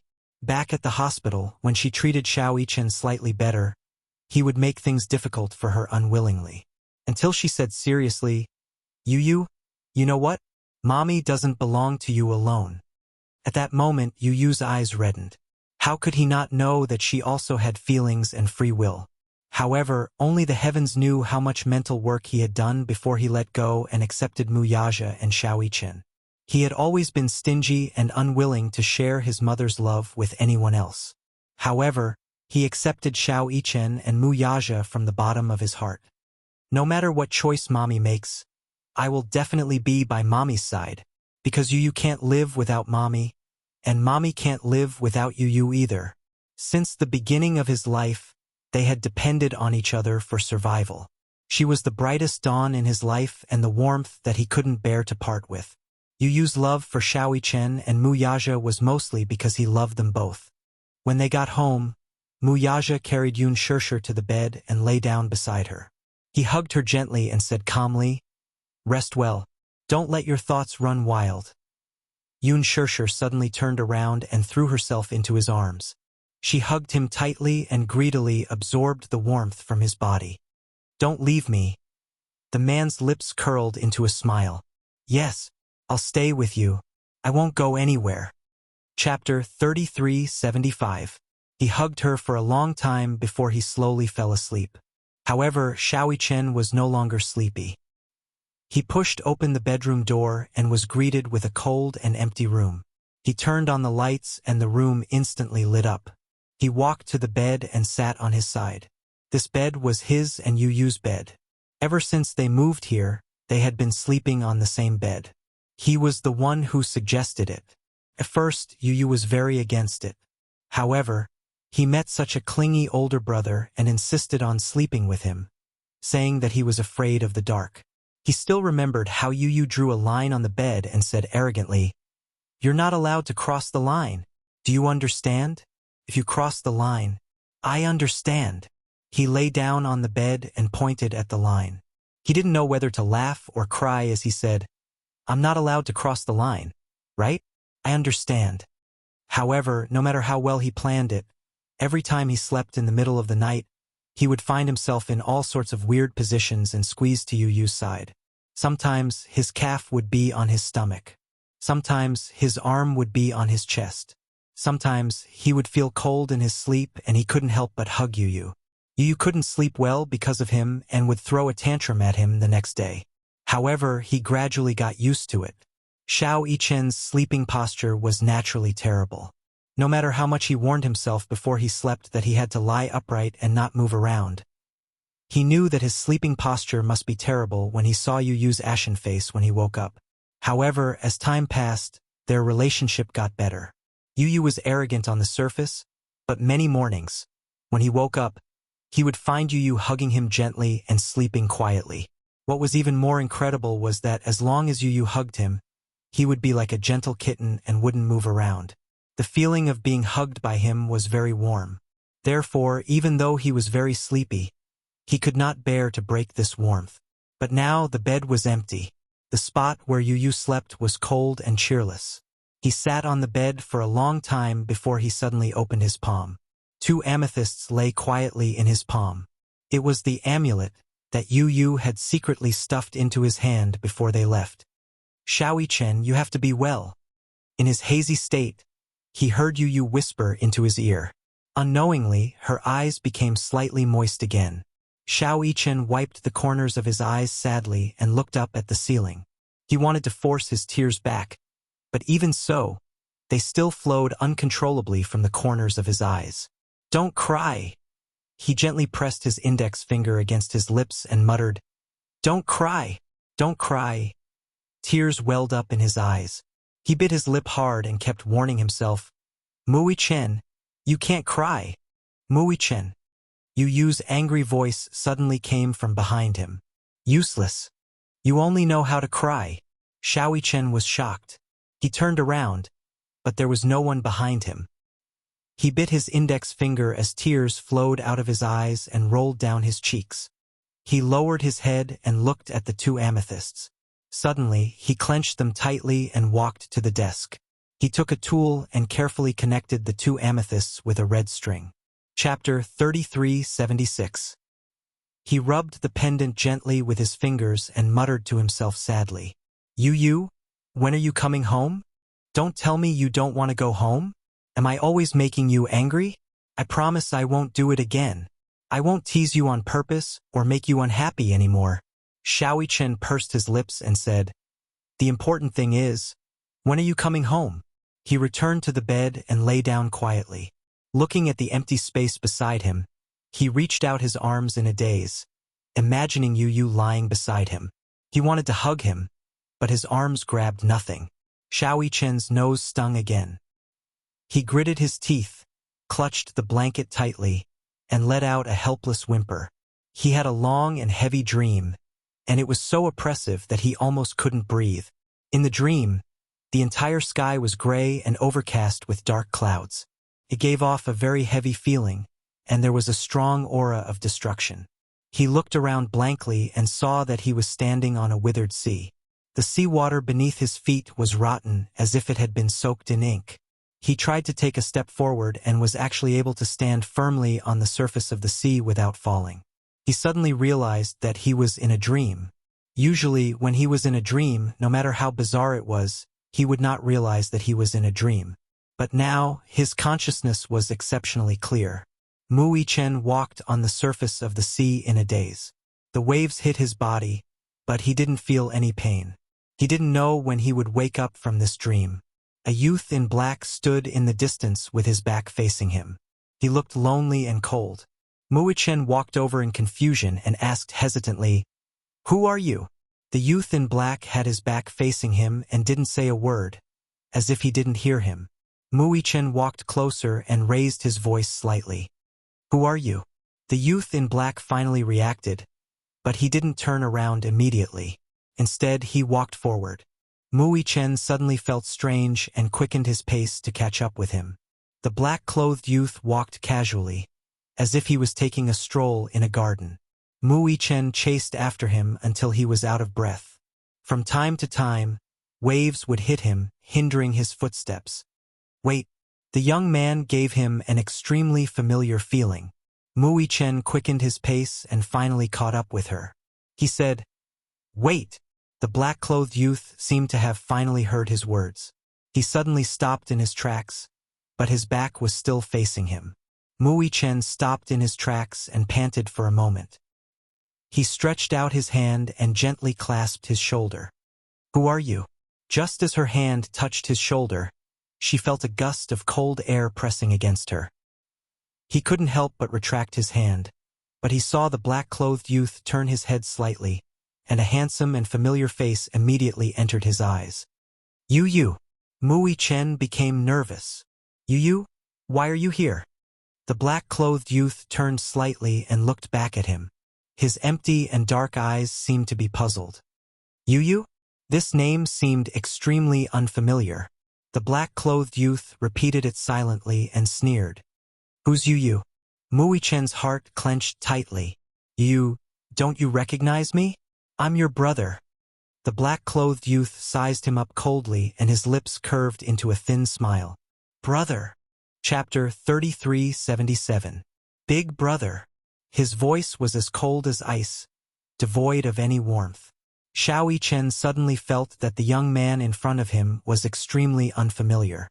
Even though his facial features and eyes were exactly the same as Yu's, his cold, affectionate gaze and empty eyes without any warmth or focus made him feel like a stranger.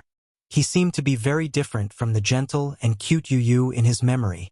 Even though Yu would occasionally show a cold expression, it was definitely not this kind of coldness. It was as if the coldness came from his bones. It made him shudder.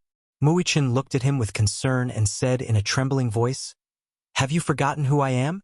I'm your brother, Muichin. Let go." The young man's voice was cold and had a hint of hostility that was hard to ignore. Muichin hugged his shoulders in heartache. Hot tears kept falling from the corners of his eyes onto the young man's thin shoulders. What's wrong with you? Are you really Yu? Why can't you recognize me? How can you not remember your brother?" The youth remained indifferent to his helplessness and tears. His eyes stared blankly in the direction of the sea, not paying too much attention to him. Xiao Chen looked up and held his face. He asked anxiously, "Where are you? Why didn't you come back?"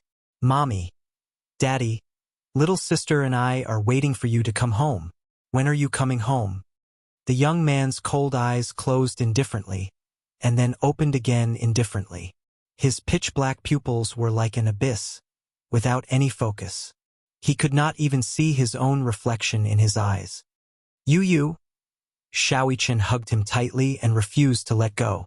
Yu, can you not scare me? Take a good look at me. Can't you recognize me?"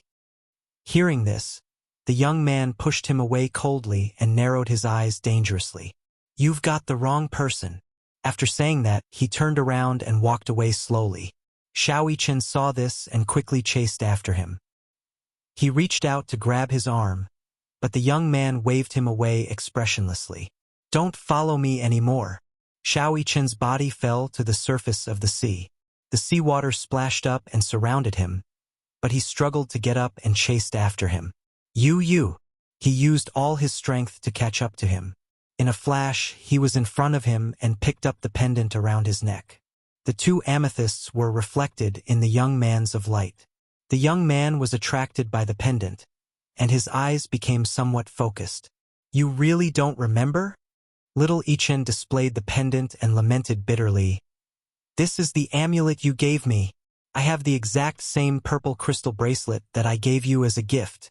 You said you liked it very much and would never leave it. You wore it all the time. You didn't even want to take it off when you were bathing. To protect me, you accidentally broke this bracelet. You blamed yourself and felt sorry for it. You risked your life to find these amethysts. Before we left, you gave it to me as an amulet. Do you really not remember? Have you really forgotten?" The young man was silent for a long time. He looked at the pendant and felt that it was unfamiliar. He looked up at him again and said coldly, "Get lost." He pushed Xiao Chen away. Behind the young man, a stormy sea that was dozens of meters high suddenly rose and covered him. Chapter 3378. Xiao Chen held his breath in shock. In the next second, the waves hit him and pushed him deep into the sea. Xiao Chen opened his mouth and the salty seawater flowed into his mouth continuously. For a moment, he felt suffocated and had difficulty breathing. It was so real that it didn't feel like a dream at all. It felt so real that it really happened. He opened his eyes and saw the young man gracefully stepping on the water and leaving calmly. He opened his mouth and wanted to call his name, but all he could do was drink a few mouthfuls of bitter seawater. "Ah!" On the bed, Xiao Chen suddenly opened his eyes. His eyelashes were wet with tears and they kept rolling down from the corners of his eyes. It was a dream. He had an exhausting nightmare. Outside the window, the sun had already risen. The first rays of the morning sun shone on the back garden, and it was full of vitality. He sat up in shock and looked around. In the empty room and on the balcony, he could vaguely see a figure's back. The child was wearing a white shirt and standing in front of the floor-to-ceiling window. Through the clear glass, he could see the garden full of Chinese roses. Mui Chen looked at the figure's back and clenched his fists nervously. His back stiffened, and he gently got off the bed and walked to his side. When his eyes regained focus, he finally recognized that the person in front of him was Yu Yu. He opened his mouth in shock and only managed to say one word. "You, Shu." Yu Yu pretended to be mysterious and covered his mouth.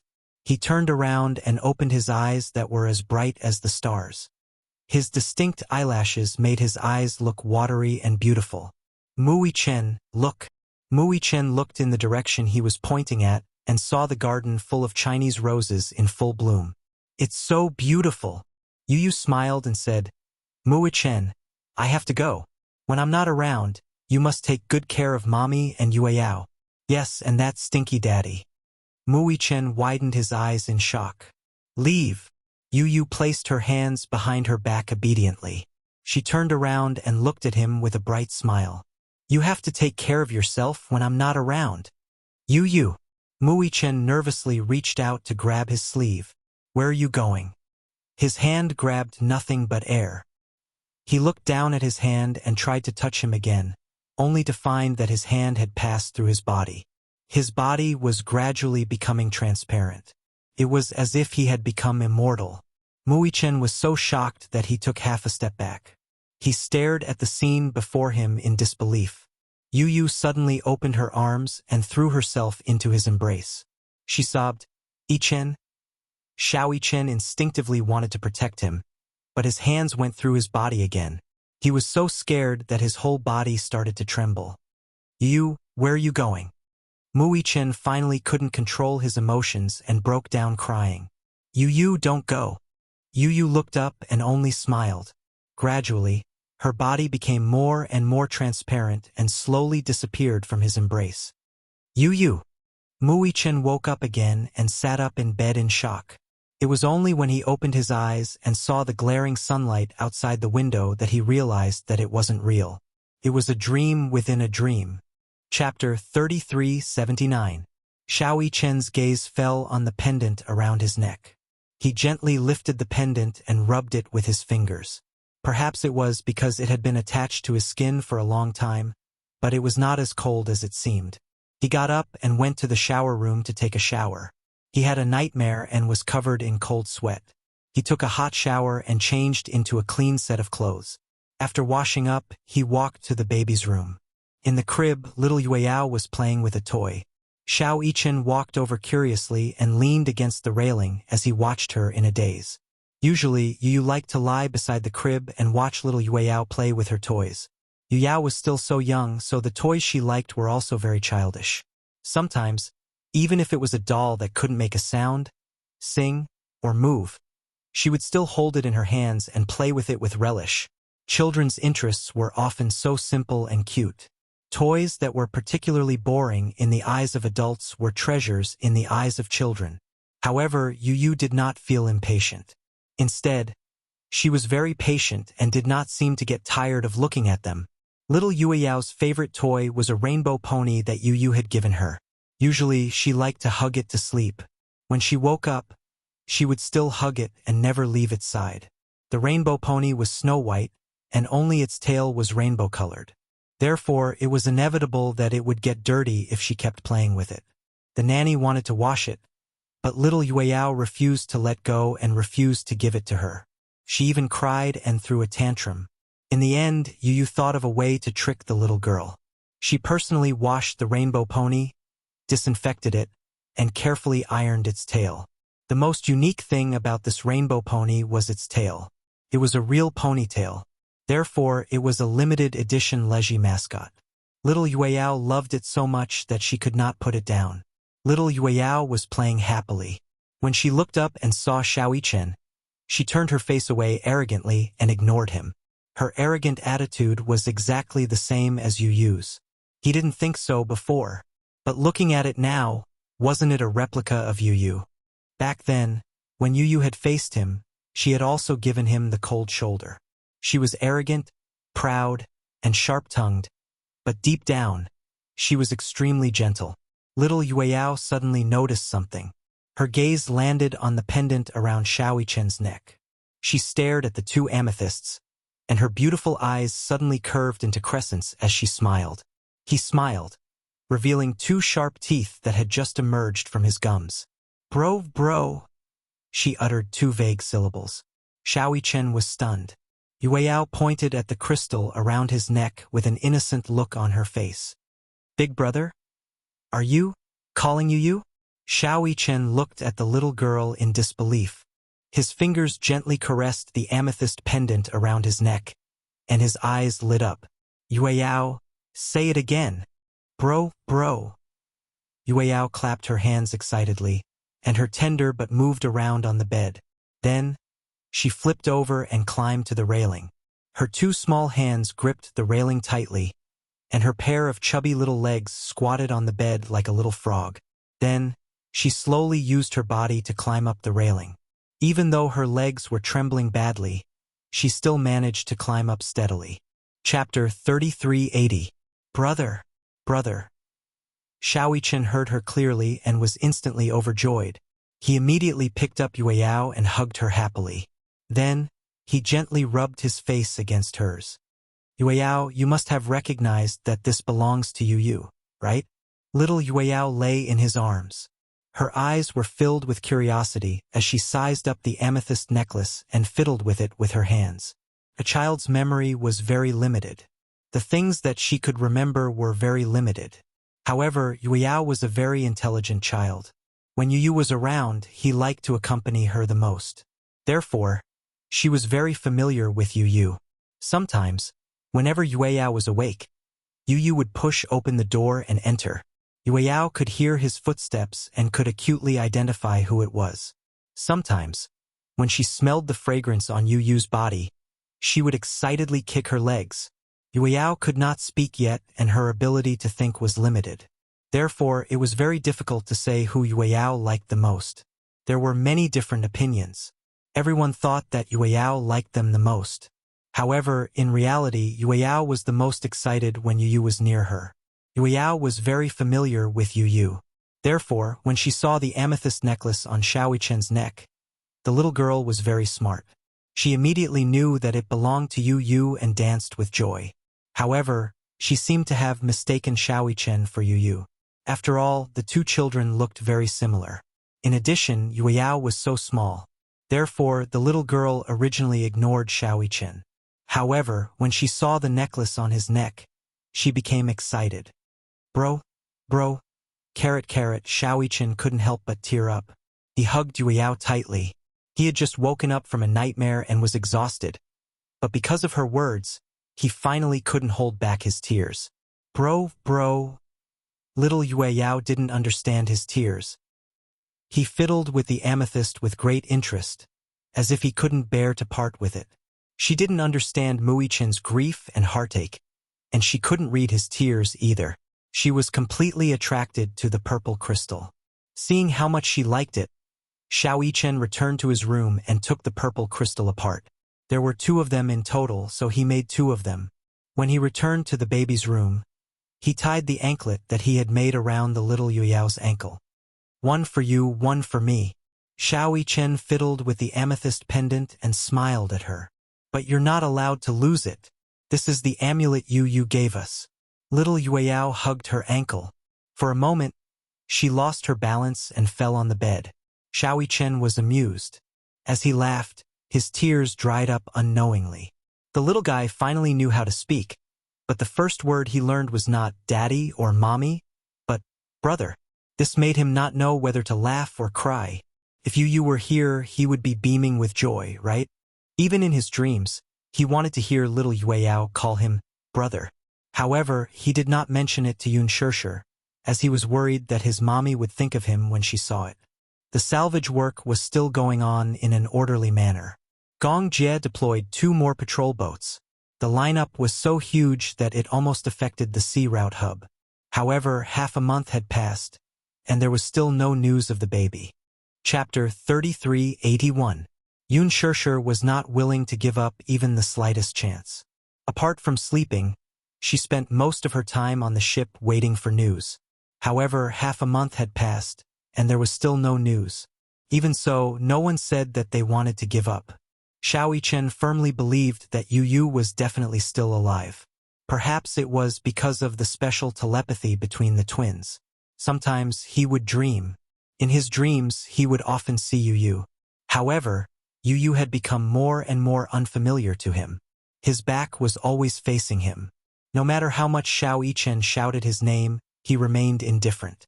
It was as if there was an invisible wall between them, and he could not hear his voice. However, Xiao Yichen firmly believed that Yu Yu was definitely still alive.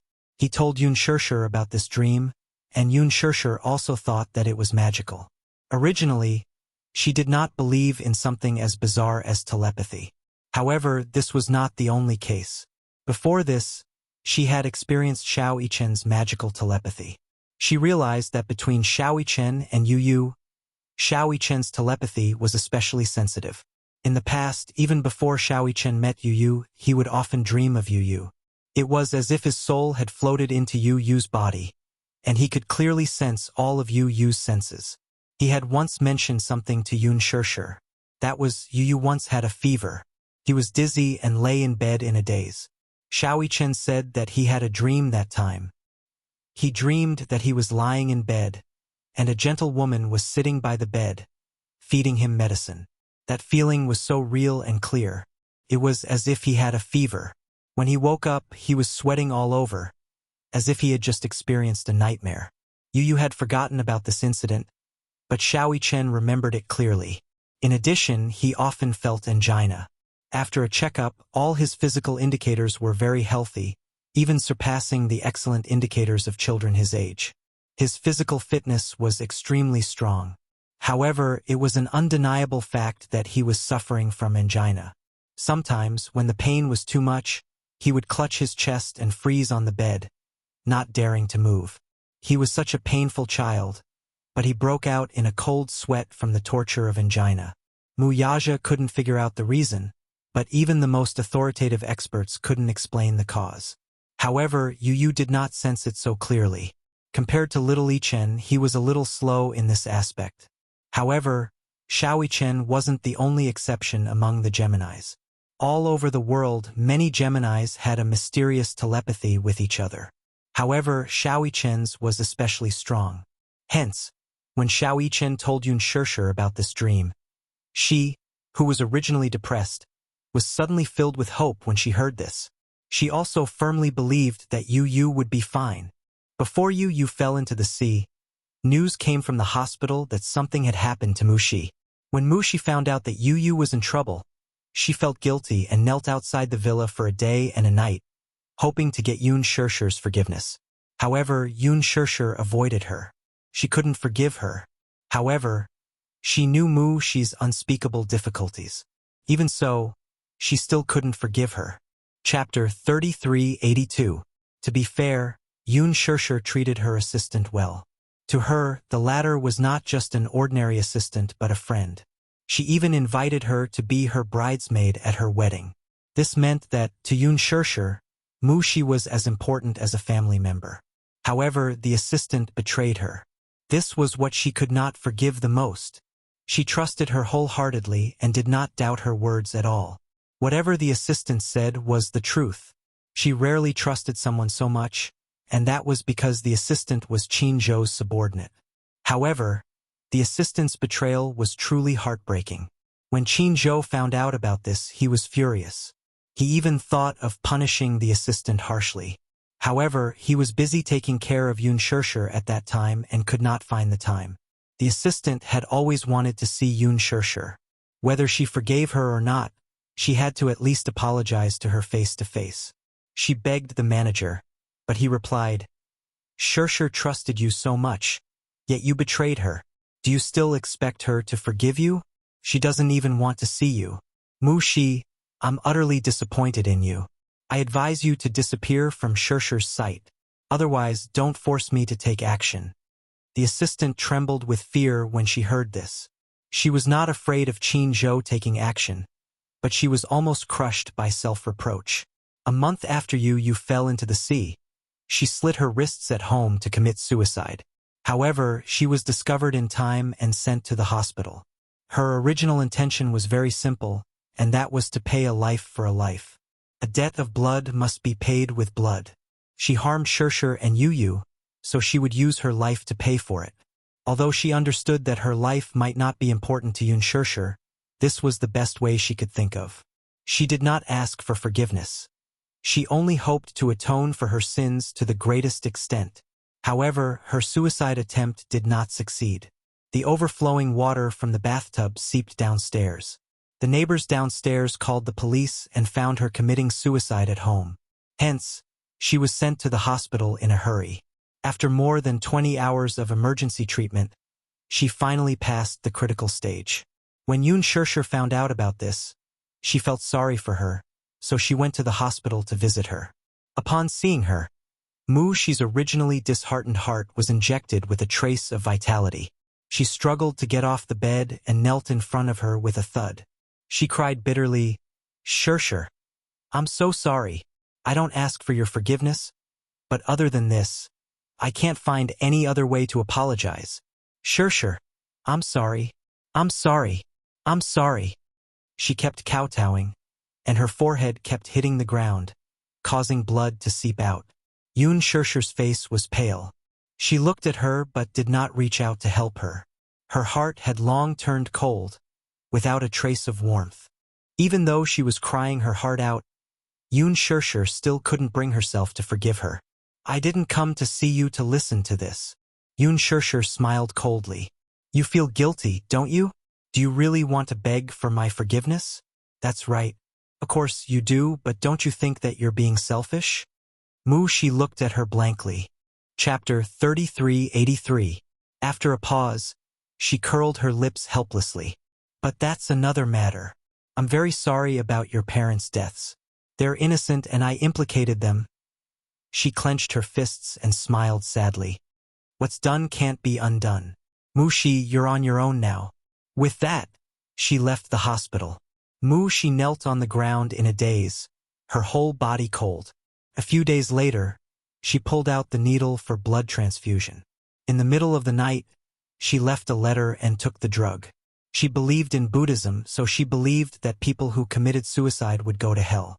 This was her way of returning home, and it was also the most dignified way for herself. Yun Shirshir was not surprised by Mu Shi's death. She locked the letter in the cupboard and did not open it to read it again. She believed that the fate of all living things in this world was predetermined. Perhaps this was also fate's fetters. Mu Shi's parents were implicated because of Yu. She could not deny this. However, Yu was also because of Mu Shi. There was no news of him until now. It seemed that fate was playing tricks on them. Even so, she still believed that Yu was safe and sound. Every day, she would pray sincerely, hoping that one day, when she returned home, she would see Yu with a table full of dishes and wearing a cute teddy bear apron. He would stand at the entrance and give her a gentle hug. "Mommy, you're back." She looked forward to such a day. Yu helped her tidy up the cloakroom in disdain and complained, "Mommy, you really don't have enough clothes. When will I accompany you to shop for clothes?" She looked forward to him carefully opening her door in the middle of the night, sneaking into her room, and folding the bedding for her. Alas, she did not know when this day would come. Little Yueyao could speak now. From babbling at the beginning, he could call out "Daddy" and "Mommy" clearly. However, even if Xiaowei Chen didn't specifically mention it, how could she not know that the first word Yueyao learned when she opened her mouth was brother? That day, Xiaowei Chen was holding Yueyao in the baby's room. When Yueyao hugged him and kept babbling, she stood with her back to the door and covered her mouth tightly. Tears streamed down her face. She heard it. She heard Yueyao call out, "Big brother." She suddenly recalled the time when Yu ran up to her with Yueyao in her arms and exclaimed, "Mommy, Yueyao knows how to call me big brother." She still didn't believe it. However, now that he heard it with his own ears, he finally believed it. Yu must have hugged Yueyao more than once to practice her pronunciation. How great would it be if Yu was here? If he heard it with his own ears, he would definitely be overjoyed, right? "Yu, did you hear that?" Little sister is calling big brother. Ashland Island. A young man dressed in black stood by the seaside. The waves kept coming in wave after wave, submerging his ankles. The sea breeze blew against his face, bringing with it a slight chill. The young man stood on the spot, allowing the sea breeze to hit him. He was wearing a thin black shirt, which kept fluttering in the sea breeze. He gently closed his eyes and slowly opened them again. The sea breeze blew into his eyes, forcing some tears out. On his cold and beautiful face, his gaze was focused. The black diamond earring on his ear was especially eye-catching. Behind him, Lisa carried a trench coat and walked to his side, gently draping it over him. Chapter 3384. Master, the sea breeze is a little strong. I'm worried that you'll catch a cold. The child was indifferent. After Lisa draped it over him, he raised his hand and tightened his collar slightly. However, he continued to stare at the sea in silence. Some time ago, Gong Xiaoying arranged for him to recuperate on this private island. The seaside was warm all year round and was very conducive to recuperation. On one hand, it was to avoid being noticed. Gong Jie often went in and out of the headquarters. If he was left in the Gong family, it was inevitable that news would leak out. On the other hand, it was mainly to recuperate his body. Alice said that recuperation required a relatively quiet environment. Gong Xiaoying thought of this and arranged for Lisa to stay by his side to protect him 24/7. When Lisa found out that she had a new master and came to his side, she was a little surprised. It was him. Although his name had changed and he was no longer Yu, but Gong Fan, his personality seemed to be very different from before. When he woke up, he liked to stand by the sea and gaze at the sea. No matter what she said, he was never stingy with a word of agreement. When he was still called Yu, although he sometimes showed maturity that did not match his age, most of the time, he was still as innocent and naive as a child. However, now that he had become Gong Fan, he had become a person that she could not see through. He did not speak often. At most, he would speak less than 10 sentences a day. He was concise and to the point. However, after spending some time together, they had developed some tacit understanding. Sometimes she could understand what he meant with just one look. He would only say something once. If she could not hear it clearly, he would not repeat it a second time. When he came to this island, other than cooperating with Alice's treatment, he was very punctual with his 4 meals a day. Every morning at 7 o'clock, he would wake up naturally. When he woke up, he would walk around the beach and then return to the study room to read for the entire morning. After lunch, he would go to the medical center for a checkup. His physical condition was very bad. After a period of recuperation, his various functions had been improved and optimized. Sometimes, when Alice was not on the island, he would enter the laboratory in the afternoon to study quantum transmission. At night, after dinner, he would go to bed early to rest. Lisa knew very well that his silence was not only because he was cold, but also because many of his memories had been sealed away. As a result, his mind sometimes went blank. The only thing that left a deep impression on him was the Heavenly Eye project. Normally, he would lock himself in the laboratory and constantly check the formulas. Sometimes, she would walk in and accidentally see him leaning over the table, breathing lightly. When she saw this, her heart ached a little, but there was nothing she could do. She knew that it was Gong Xiaoying's order that Alice sealed his memories. He was arranged to stay on this island, and she dutifully protected him. "Master, the wind is getting stronger. Let's go back," she whispered beside him. Gong Fan didn't say anything. His back didn't move at all. His skin was almost numb from the cold sea wind, but even he himself didn't know what he was waiting for by the seaside so stubbornly. The temperature gradually dropped, and the cold wind was bone-chilling. He suddenly turned around expressionlessly and walked towards the villa. Lisa immediately followed behind him. Chapter 3385. Xiao Bao had always been troubled by one thing. That was, his mother didn't seem to be very happy staying in the Gu family. Chu Ho settled down in the Gu family. In fact, she didn't want to stay here. The huge Gu family was more like a prison to her, completely restricting her freedom. However, she had no choice but to stay here because of Xiao Bao. She couldn't leave him. He was her only support. Therefore, even if it was for Xiao Bao, she had no choice but to stay in the Gu family. Gu Jinglian sent a maid to serve her. In ancient times, this would be considered a personal maid. However, Chu Ho knew that this maid was staying by her side. On the surface, it looked like she was taking care of her daily life, but in fact, she was monitoring her in disguise. Gu Jinglian seemed to value Xiao Bao very much. This was beyond her expectations. Based on her understanding of Gu Jinglian, this man was a typical man who didn't believe in marriage. He didn't think much of women and children. He didn't seem to care much about descendants. It wasn't as if there weren't women who used all kinds of methods to get pregnant with his child and climb up the social ladder.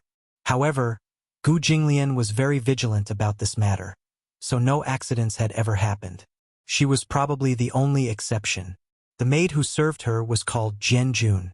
She wasn't an ordinary maid. Chu Ho had seen the lines on her arms by chance and knew that she must be a woman who knew martial arts. Therefore, she wasn't close to Jian Jun. At first, when she was in the Gu family, she was ordered to leave the house and was grounded. In the Gu family, she did not have anywhere to go. She could only stay in her room, read books, or actively train. Her body gradually recovered, but after a long day, it was dull and boring.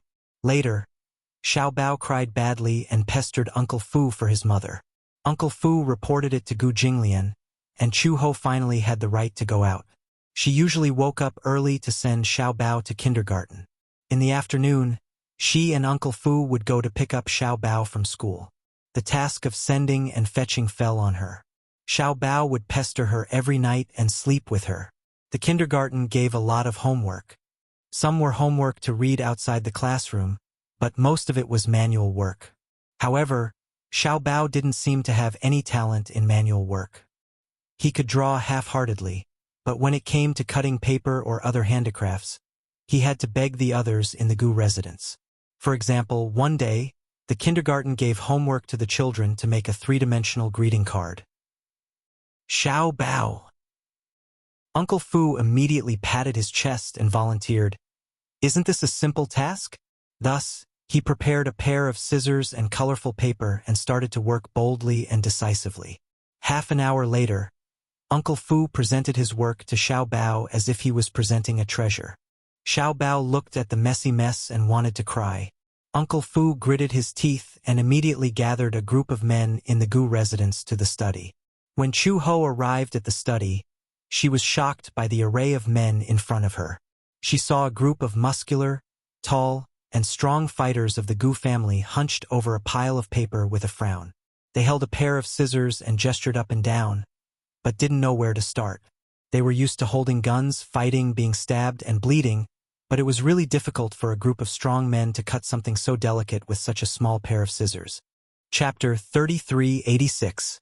Half an hour later, a group of men were crying and begging for mercy. "Young master, if you want us to start a fight, we can do it. We guarantee that we will climb a mountain of swords and plunge into a sea of fire. But making a greeting card is too difficult. We don't know how." Xiao Bao said angrily, "Who wants you to fight and kill? It's just a simple manual task. Can't you do it?" "We really don't know how to do it." Yeah. This is much harder than beating people up." "That's right. When we were young, it was already a luxury to have food to eat and a book to study to. Unlike now, we don't know how to give such difficult homework." Xiao Bao hated them for being so disappointing, so he asked Gu Jinglian for help. Thus, he took the notebook and walked to Gu Jinglian's study.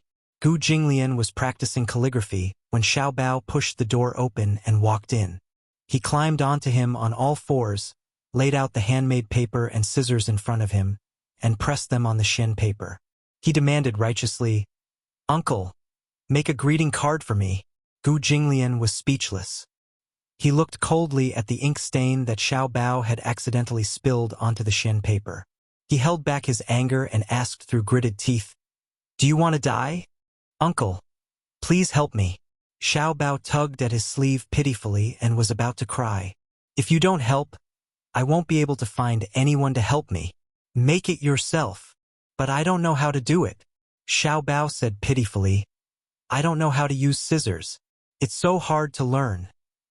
He bit his lip and stretched out his hands pitifully.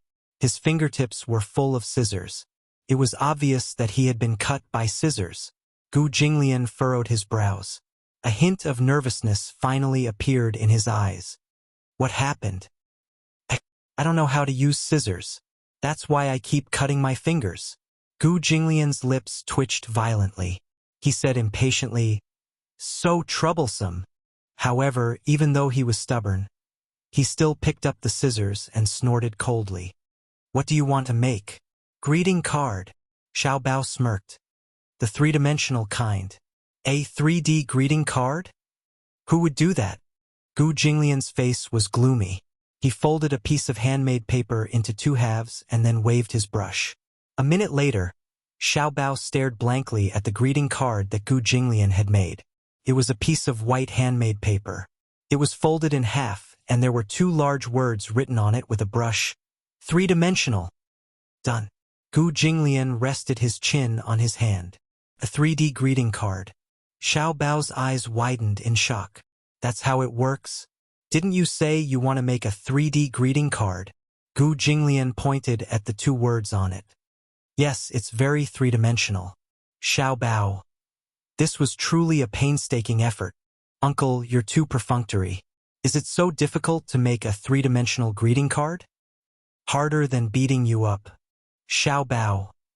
If he still couldn't understand the threat in his words, then he would really be a silly Xiao Bao. He obediently packed up his belongings and walked to the door with a frown. Gu Jinglian looked at his aggrieved back and frowned. This guy was really useless. Late at night, Chu Ho walked past the study and inadvertently saw that the light was still on through the half-closed door. She opened the door doubtfully and saw Gu Jinglian sitting in front of the desk, yawning lazily. On the desk, there were all kinds of handmade paper in various colors. There were handmade knives, scissors, and other tools. Chapter 3387. He looked a little tired as he lowered his head. The greeting card in his hand was already half done. After Xiao Bao fell asleep, Uncle Fu came to tell him that Xiao Bao was crying because of the greeting card. Gu Jinglian secretly scolded him for being a good-for-nothing for crying over such a small matter. He ordered Uncle Fu to prepare the handmade paper. After studying it for a while, he began to work seriously. Actually, the three-dimensional greeting card was not difficult, but he did not have the patience to do so. However, a certain man had always had a sharp tongue. When Xiao Bao cried, his heart softened. He did not say anything on the surface, but secretly started working at night while the little guy was asleep. The principle of the three-dimensional greeting card was very simple, but it required a lot of patience to work on it. The details were extremely complicated. If he was careless, he would fail at the last step. He followed the tutorial provided by Uncle Fu and finished the back. Then, he used a pen to outline the lines on the drawing and used a handmade knife to cut it bit by bit. Chu Ho stood at the door and watched silently. She could not believe that this man had such patience. He had always valued time like gold and had always been stingy with wasting time on meaningless things. She did not expect that he would be so serious about dealing with Xiao Bao's handiwork. He seemed to be so focused that he did not even notice Chu Ho standing at the door. Chu Ho was a little curious about what he was doing, so she slowly walked into the study. The sudden footsteps finally startled him. Gu Jinglian looked up and met her inquisitive gaze. What's wrong? He raised his eyebrows expressionlessly. You're still awake. Aren't you awake too? Chu Ho walked coldly to the desk. Before she could take a closer look, Gu Jinglian casually hid the greeting card and looked at her vigilantly. What are you looking at? I'm looking at what the greeting card you made looks like. I didn't make it.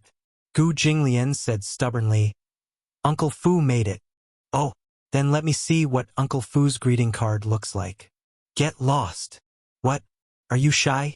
Chu Ho smiled and said, Indeed, with your temperament, I don't think you have the patience to deal with a kindergarten's manual work. I told you to shut up. Didn't you hear me? Chu Ho reached out and pushed his arm away. Gu Jinglian blocked her hand with a backhand. You won't let me see, but I insist on seeing. Chu Ho's other hand also reached for the handmade greeting card that he was blocking.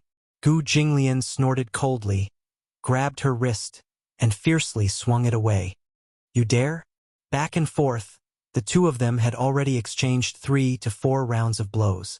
Chu Ho was skilled in martial arts, but Gu Jinglian was no pushover either. His skills were definitely above hers, so he was able to block her attack in an instant. My patience is limited, so, Gu Jinglian said coldly. Don't test my patience again. Chu Ho snorted disapprovingly.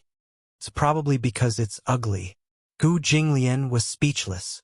It's fine if you don't want to see it. I'm not interested anyway. After Chu Ho said that, she left the room without looking back. Gu Jinglian stared at her back view. This woman was getting more and more brazen. The next day, when Xiao Bao woke up, there was a greeting card on the bedside table. He rubbed his eyes and opened it curiously. However, when he opened the card, he saw a 3-dimensional cartoon cat coming into his view. Wow! Chapter 3388. Xiao Bao exclaimed in surprise. He was pleasantly surprised.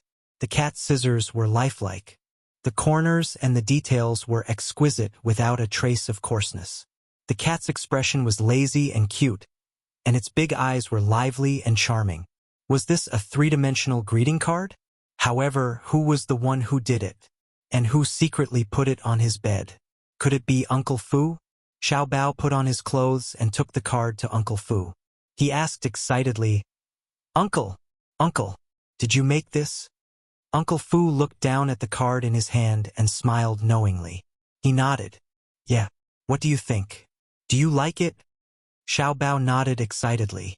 Yeah, I like it very much. I didn't expect Uncle Fu to make such a beautiful greeting card. But why was the card you made yesterday so ugly?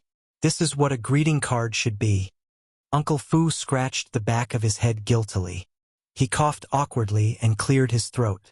No, I was just trying to make you happy. But in reality, this greeting card was not made by him at all. In the morning, a man who had stayed up all night to make the card came to him and asked him to put the card on Xiao Bao's bed. Uncle Fu's eyes almost fell out of their sockets when he saw the greeting card made by Gu Jinglian. Old master, I didn't know you were so clever with your hands. Gu Jinglian glared at him. If it weren't for you useless people, I wouldn't have been so clever with my hands. Uncle Fu rubbed his nose awkwardly. You don't even know how to make a greeting card. Have you really gone senile? Fu Bo complained aggrievedly. How could that be? I've never made one before. Cut the crap. Gu Jinglian said. If there's a next time. There definitely won't be a next time. Gu Jinglian turned around and was about to go back to his room when he suddenly thought of something. He said to Uncle Fu, if that guy asks who did it, just say you did it. How would I dare to steal old master's credit? Do as I say. Gu Jinglian said coldly. Did you hear that? Uncle Fu looked at him and finally understood. He nodded. If you dare to leak any information, I won't spare you. Yes, master. Uncle Fu narrowed his eyes meaningfully and observed Gu Jinglian's uneasy expression. He knew. Master must have felt that staying up all night to make handicrafts for the little guy was a very shameful thing. However, Laoi was used to being stubborn and wanting to save face. Thus, Uncle Fu took the blame. Xiao Bao held the greeting card and found Chu Ho. He said happily, Mom, look, Uncle Fu made a greeting card for me. Is it nice? Chu Ho looked at the greeting card in his hand. The surface of the card was simple but exquisite. When he flipped it open, a lifelike kitten could be seen. However, Xiao Bao said that it was Uncle Fu who did it. She didn't think so. Gu Jinglian probably felt that it was too shameful for him to stay up all night to make a greeting card for a child. So he pushed the blame to Uncle Fu. It was hard to imagine that a man like him would make such a cute greeting card. It didn't match at all. Xiao Bao suddenly said regretfully, if only Uncle made it. Chu Ho heard this but didn't understand. Why? Because Xiao Bao hugged the greeting card and pouted. I want a greeting card made by Uncle. Why must it be a greeting card made by Uncle? Chu Ho squatted down with interest and saw Xiao Bao looking at her bashfully. He was a little embarrassed to say it out loud. Because he liked Uncle. Chapter 3389. Because he liked his uncle. Therefore, if it was something made by his uncle, he would cherish it even more. However, with his uncle's cold personality, he wouldn't have the patience to make such a childish thing, right? Xiao Bao took the greeting card to school. In class, the teacher asked the children to show off their handiwork. The children ran up the stage, either proud of their handiwork. The children in kindergarten had limited hands-on skills. Therefore, most of them completed their handiwork with the accompaniment of their parents. Most of the children said proudly, "My mom made this greeting card with me." Xiao Bao flipped open the greeting card he made, but he was a little disappointed. This greeting card was made by Uncle Fu, but how he wished that it was made by his uncle. When it was his turn to go on stage, he took his time and walked to the blackboard with the greeting card. The teacher walked to his side and squatted down gently. Seeing his complicated expression, she was a little puzzled. "What's wrong, Xiao Bao? Where's your greeting card?"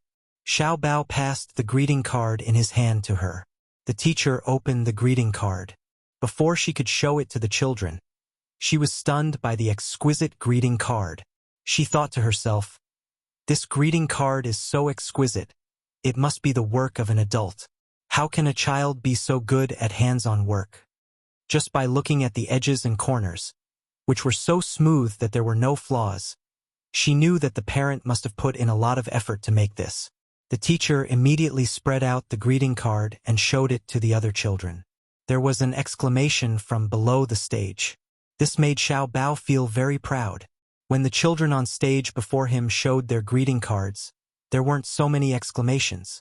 This showed that his greeting card was very beautiful. "What a cute kitten. This is the most beautiful greeting card I've ever seen." The teacher was even more suspicious. She even suspected that the greeting card was bought. However, upon closer inspection, she realized that every stroke was hand-pasted. Even the color was painted on with a marker pen. It must have been done by the parent. However, even though she was well aware of it, in order to take care of the child's feelings, she still asked, "Who made this card with you?" Xiao Bao opened his small mouth and was just about to say the words "Uncle Fu," when he looked at the little guys sitting below the stage. They all stared at him with their eyes wide open and were extremely curious. He suddenly swallowed the words, "Uncle Fu." He hesitated and fiddled with his fingers. He was a little unwilling, and his eyes couldn't help but redden. He was really envious. His friends were all accompanied by their parents, but for him it was Uncle Fu who made it. It was not that he disliked Uncle Fu, but compared to Uncle Fu, he hoped that this greeting card was made by Gu Jinglian. With that thought in mind, he subconsciously said, "My father made this." "Your father?" Xiao Bao suddenly felt a little guilty, but he still forced himself to nod. In his heart, he hugged Uncle Fu's thigh and cried, "Wah! Uncle Fu, I'm sorry. I didn't mean to betray you." Even the teacher couldn't help but be shocked. Chapter 3390. For example, if a man were to do this kind of manual work, he would not be able to do it so meticulously. This greeting card was too exquisite. It was hard to imagine that there would be such a meticulous man who could do such a boring manual work so meticulously. "My dad is very awesome." Xiao Bao clasped his hands behind his back and said proudly, "My dad is the most handsome man in the world. Not only is he very tall, he's also very good at everything. He's the most handsome man I've ever seen." The teacher looked at him with a smile. Children were innocent and unaffected. In a child's heart, their father had always been an imposing and sacred figure. Below the stage, a chubby boy suddenly stood up and accused, "Nonsense." Little Treasure looked at him and frowned curiously. "What nonsense are you talking about? Nuhan, what do you mean?" The chubby boy crossed his arms and said disdainfully, "Your dad is definitely not as handsome as my dad. My dad is the most handsome man in the world." Just as he said that, Xiao Bao was not convinced. "What right do you have to say that your dad is more handsome than my dad? My dad is the most handsome. Your dad is not." The chubby boy snorted and appeared to be very contemptuous. "My dad is famous for being a handsome man. My mom said that when my dad was young, many girls chased after him.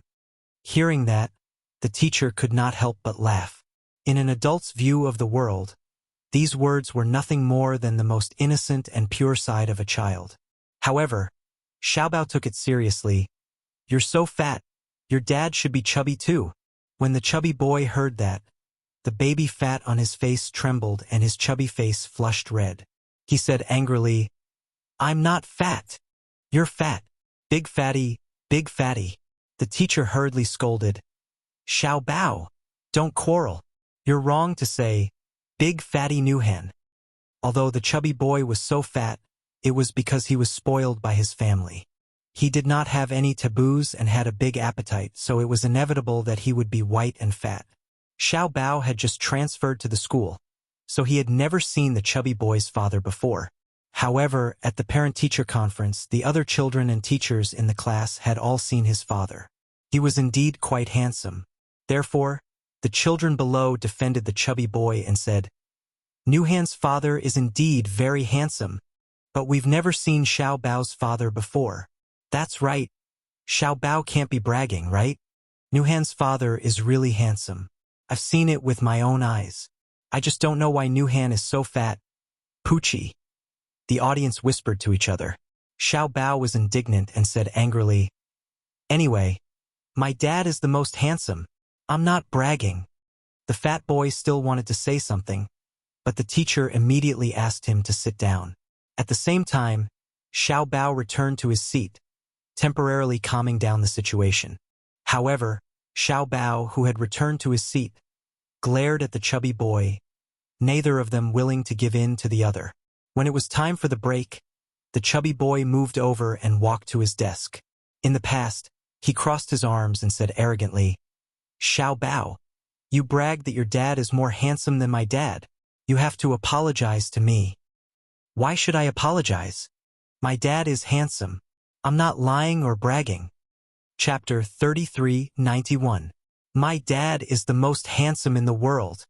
My dad is the most handsome in the world. My dad is the most handsome in the universe. My dad is more handsome than your dad. A little girl sitting in front of Xiaobao could not take it anymore. She turned around and said helplessly, "It's very simple. Xiaobao, the parent-teacher conference is in a few days. When the time comes, your parents will definitely come. Is Nuhan's dad more handsome or your dad more handsome? Won't we know once we compete?" Parent-teacher conference. Xiaobao widened his eyes in shock. He remembered this. This was the first parent-teacher conference since he entered school, so he took it very seriously. However, he did not dare to tell Gu Jinglian and Chu Ho. He was afraid that they would refuse. If they did not come, he would be very sad. He did not know if his uncle would come or not. What if his mom got angry when his uncle came? The relationship between the two of them did not seem to be very good. If his mom came and his dad did not come, then Nuhan would definitely advocate that his dad is the most handsome again. Xiaobao felt a little troubled. For the first time in his life, he hoped that his uncle and mom's relationship could be like that of an ordinary family, loving and loving. That way, he could let them attend the parent-teacher conference together. Nuhan saw that Xiaobao was silent and seemed to be hesitating. He said proudly, "What? I think you don't dare to compete, right? I already said that you were bragging. You just had to compete with me." "Who said that I don't dare to compete?" Xiaobao imitated his posture and crossed his arms. He said angrily, "Let's compete then. Who's afraid of who? When the time comes, I'll let you see my most handsome dad in the world." "Humph. Then it's a deal," Nuhan said disdainfully. "A braggart is a big stupid pig. I'm not a big stupid pig." Nuhan returned to her seat, and the storm came to a temporary end. The little girl sitting in front of Xiaobao turned around and looked at the greeting card in his hand. She asked curiously, "Xiaobao, was that greeting card really made by your dad?" Yeah." Xiaobao scratched his head guiltily and nodded vaguely. The little girl showed an expression of admiration for the first time. "Your dad is amazing. I thought he bought this greeting card. My dad made this. Your dad is so gentle.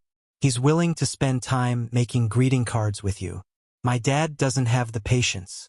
Baby Chu recalled how Gu Jinglian had looked like he wanted to eat him alive when he begged him to make a greeting card last night. He forced a smile and said, "My daddy is the best." After school, he came to pick him up, only to see his gloomy expression. "What's wrong?" Xiao Bao shook his head, but he obviously had a heavy heart. He hugged him in her arms and asked curiously, "What's wrong? What's on Xiao Bao's mind now? Aren't you going to tell me?" "Mom, the parent-teacher conference is coming soon. Will you come?" Chu Ho was stunned. She didn't know whether to laugh or cry. "Of course I will. I thought it was something serious. So it's about this? Don't worry. Mom will definitely attend Xiao Bao's parent-teacher conference." Xiao Bao's eyes lit up. "Really?" "Yeah." Xiao Bao jumped into her arms and said happily, "Mom is the best." He looked obedient on the surface, but he was secretly laughing. Sure enough, his mom was the easiest to handle. Chapter 33-92. In the study, Gu Jinglian was holding a brush and writing calligraphy. Usually, when he was free, he did not have any other hobbies. He was used to writing calligraphy or painting. Just as he was concentrating, the door was suddenly pushed open. A rippling voice drifted in. "Uncle!" Gu Jinglian's eyebrows twitched. Because he was shocked, the tip of the brush in his hand suddenly deviated and the stroke went far away. "Uncle, are you there? Can I come in?" Xiao Bao's voice was flattering and fawning. It was coquettish and had a hint of coquettishness. However, this coquettishness was beyond the limits of what an ordinary person could bear. Gu Jinglian looked up with an ashen face, only to see Xiao Bao leaning against the door. His body was leaning against the side of the door. His fair and tender face was blinking his eyes, as if he was throwing flirtatious glances at him. Was he trying to curry favor with him? But why was he trying to curry favor for no reason? "What's the matter?" "There's something I want to tell you." Gu Jinglian raised his guard and snorted coldly. "Come in." He removed the failed brush and ink, laid out a new layer of rice paper, dipped the brush in ink, and picked up the brush again. He had just written a line when he saw from the corner of his eye that Xiao Bao had received approval. Like a shy little girl, he used his sleeves to cover half of his face and moved shyly into the study. The corners of Gu Jinglian's eyes twitched violently. He put down the brush and sized him up calmly. He had a feeling that this guy was a little abnormal today. Xiao Bao ran in front of him with small, quick steps. He curtsied and even imitated a proper greeting. "Greetings, uncle." Gu Jinglian snorted coldly. "You may rise." Xiao Bao stood up. His clear eyes were bright and clear. He blinked lightly and threw a flirtatious glance at Gu Jinglian. "Uncle, there's something I don't know if I should discuss with you." Gu Jinglian narrowed his eyes. Why did this guy suddenly speak in such a genteel manner? Had he been watching period dramas these days? "Speak. This is what happened." Xiao Bao cleared his throat and said, "The teacher gave us homework yesterday. With the help of Mom and Dad, we finished a greeting card." "Isn't the greeting card completed?" Xiao Bao complained bitterly. "But that card was made by Uncle Fu, not you." Gu Jinglian's expression turned cold. Xiao Bao continued, feeling wronged. "The other kids in the class are all accompanied by their parents." "And then?" Xiao Bao blinked and said cutely, "However, if you feel guilty towards me, it's okay. There's still a chance to make it up to you." Compensation? To hell with it. He had stayed up all night to make a greeting card for him, and now he wanted him to compensate him? Compensate for what? "It's like this."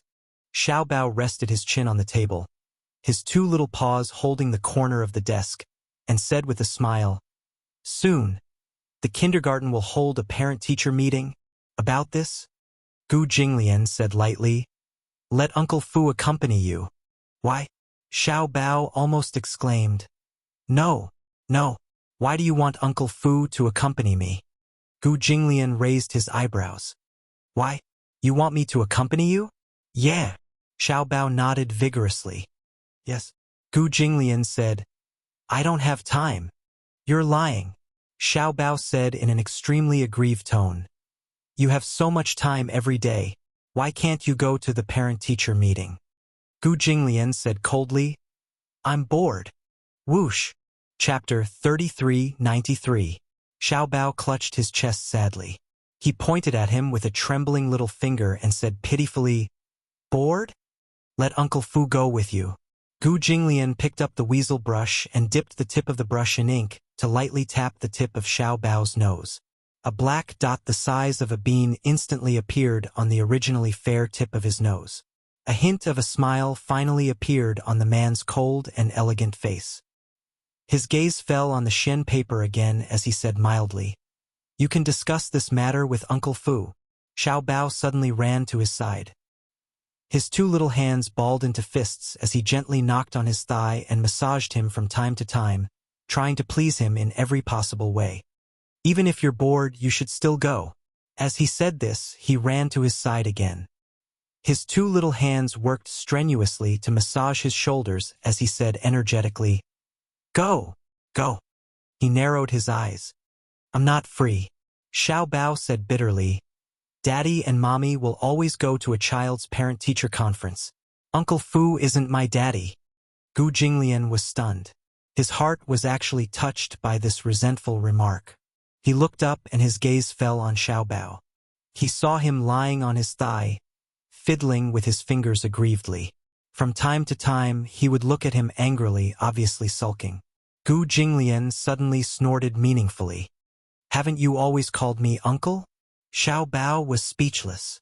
How can uncle go to your parent-teacher conference? Xiao Bao was speechless. Gu Jinglian picked up the brush and wrote a few more strokes. Unless you change to calling me daddy, I won't go. He knew very well that Xiao Bao would never change to call him daddy.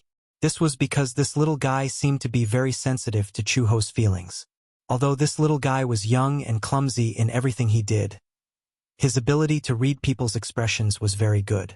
It seemed that because of Chu Ho, even though he knew that he was his father, he found it difficult to change the way he addressed him and call him daddy. Daddy! Xiao Bao straightened his head and called out. Gu Jinglian's hand trembled, and the ink under his hand became distorted. He looked up in disbelief and frowned with a complicated expression, only to see little Treasure lying in front of the table with an excited expression. If he had a tail, he would definitely be like an enthusiastic puppy, wagging his tail continuously. If I call you daddy, will you attend my parent-teacher conference? Xiao Bao.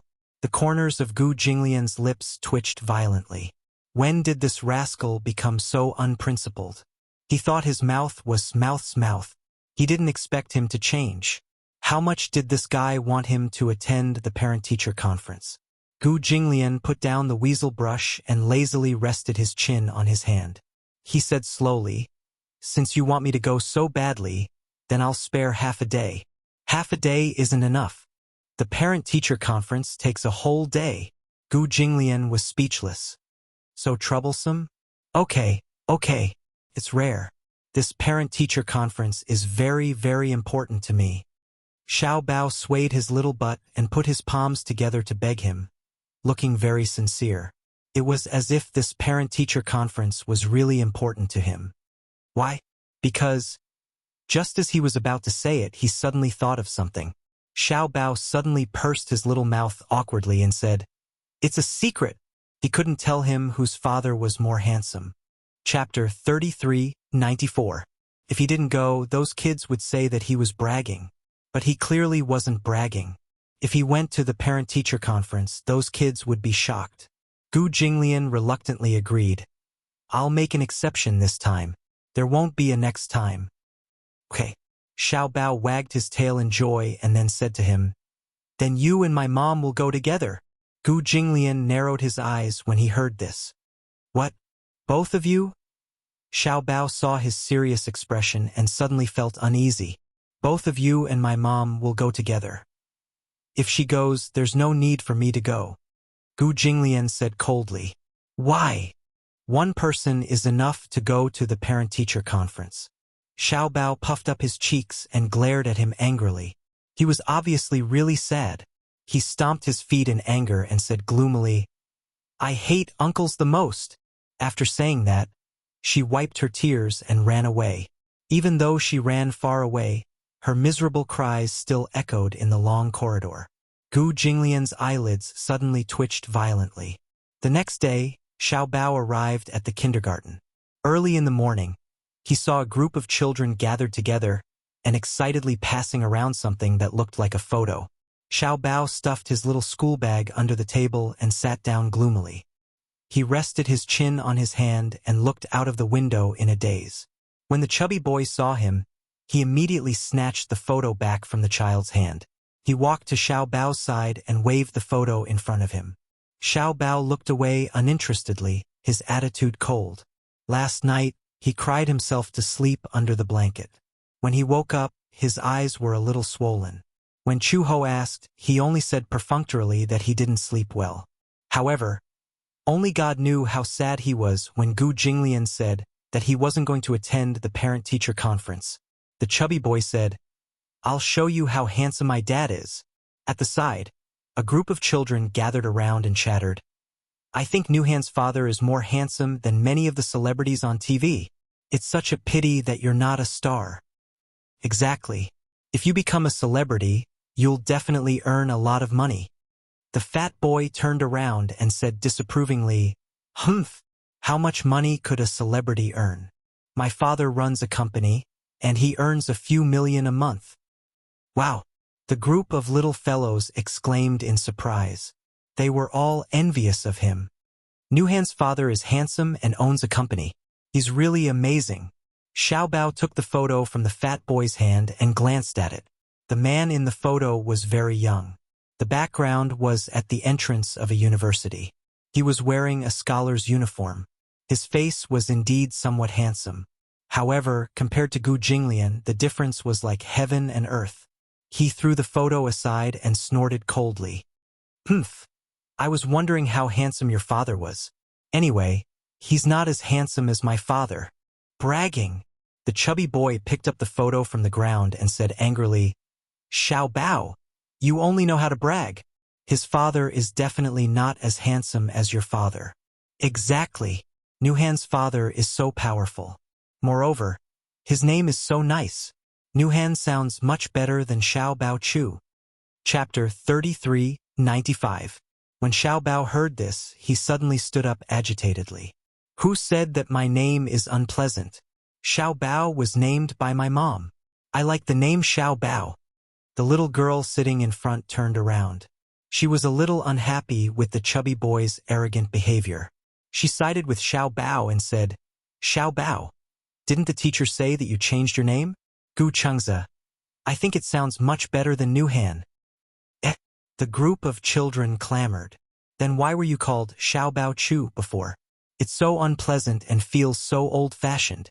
"Because Mom said that I was her precious baby, so I named myself Xiao Bao." "Then why did you change your surname to Chu and change it to Gu now?" "Chu is my mom's surname." "Wow. Then why did you take your mom's surname? Could it be?" A child laughed and said, "Your mom remarried with you, right? Is this dad of yours your biological dad?" It's not like what you're saying." Xiao Bao said angrily, "My dad dotes on my mom. That's why he let me take my mom's surname from the beginning. So that's how it is." This reason seemed to be convincing. A child asked, "Xiao Bao, do you have a picture of your dad?" Xiao Bao said guiltily, No. The chubby boy said mockingly, "He wouldn't dare to take it out." "That's not it. Xiao Bao, when it's the parent-teacher conference, your dad will definitely come. When that time comes, won't you see Xiao Bao's dad? Don't make a fuss." The little girl in front tried her best to defend Xiao Bao. Xiao Bao looked at her gratefully and said with a smile, "Thank you, Shang-er." Shang-er smiled sweetly and held her hand. "It's okay. We're friends. I believe everything Xiao Bao says." Xiao Bao suddenly felt a little uneasy. If his uncle really didn't come to the parent-teacher conference, Shang-er would definitely be disappointed in him.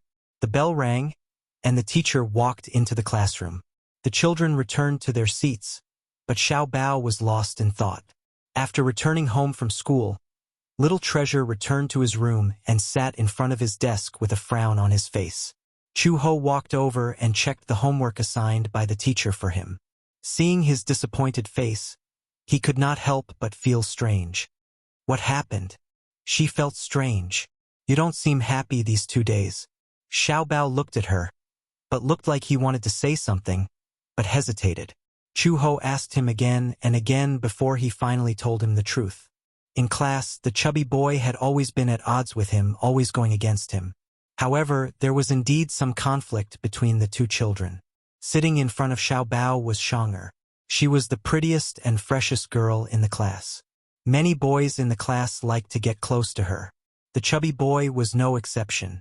Originally, Shang'er was the chubby boy's desk mate. However, boys of this age would mostly use tricks to attract girls' attention. They would bump into her from time to time in class, and sometimes they would secretly pull her hair. Shang'er was tired of him and wanted to change seats. Shang'er raised her hand and said that she did not want to be Nuhan's desk mate. Thus, the teacher moved her to sit in front of Xiao Bao. Xiao Bao was a gentlemanly child. He was very polite and was very popular with the girls in the class. Chapter 33-96. Xiao Bao was also trying to vent his anger in this competition. At the same time, he also had a small wish in his heart. He hoped that Chu-ho and Gu Jinglian could attend the parent-teacher conference together like ordinary loving parents. However, he also vaguely understood that this request seemed to be a little too much. When Chu-ho heard this, she felt a little guilty. The grudge between her and Gu Jinglian was an adult matter that affected the child. She didn't expect that the impact would be so deep. Furthermore, he did not expect Xiao Bao to have such a wish all this while. She asked, "Is uncle willing to go?" Xiao Bao said bitterly, "He seems a little unwilling." Chu-ho was stunned but didn't say anything. If Gu Jinglian was willing to go to the parent-teacher conference, even if she was unwilling, she would play the role of Mrs. Gu for Xiao Bao's sake. However, if Gu Jinglian wasn't willing, she couldn't force him to do anything. At night, Gu Jinglian was sitting in the study reading a book. Uncle Fu walked in and helped him put away the ink, paper, and inkstone. "Is that guy asleep?" Fu Bo nodded. She cried for a while and fell asleep with Red Lotus. Cried. Gu Jinglian looked up with a puzzled expression. "What's the matter now?" "It's about the parent-teacher conference." Gu Jinglian was a little puzzled. "It's just a parent-teacher conference. Why does he care so much?" Uncle Fu cleared his throat and coughed. According to the little guy, he made a bet with a boy in class. "A bet?" "Yes." Xiao Bao said that the boy wanted to compete with him to see whose father is more handsome. Gu Jinglian was speechless. So this was the reason. He was speechless. "Old master, why don't you spare a day to accompany the little guy to the parent-teacher conference?" Gu Jinglian said in a low voice, "You know that I can't show my face easily." Uncle Fu was put in a difficult position. Indeed, with old master status, it was indeed not easy for him to appear in public. When he went out, he was accompanied by a group of bodyguards. It was not for the sake of appearances but because with his identity, if he appeared in public, it would be easy for other forces to assassinate him. The Gu family had a reputation and prestige in the capital. Although they had cleaned up some of their businesses over the years, they were still the most prosperous family in the underworld. A tall tree attracts the wind, and it's lonely at the top. Every trip was accompanied by the danger of being assassinated.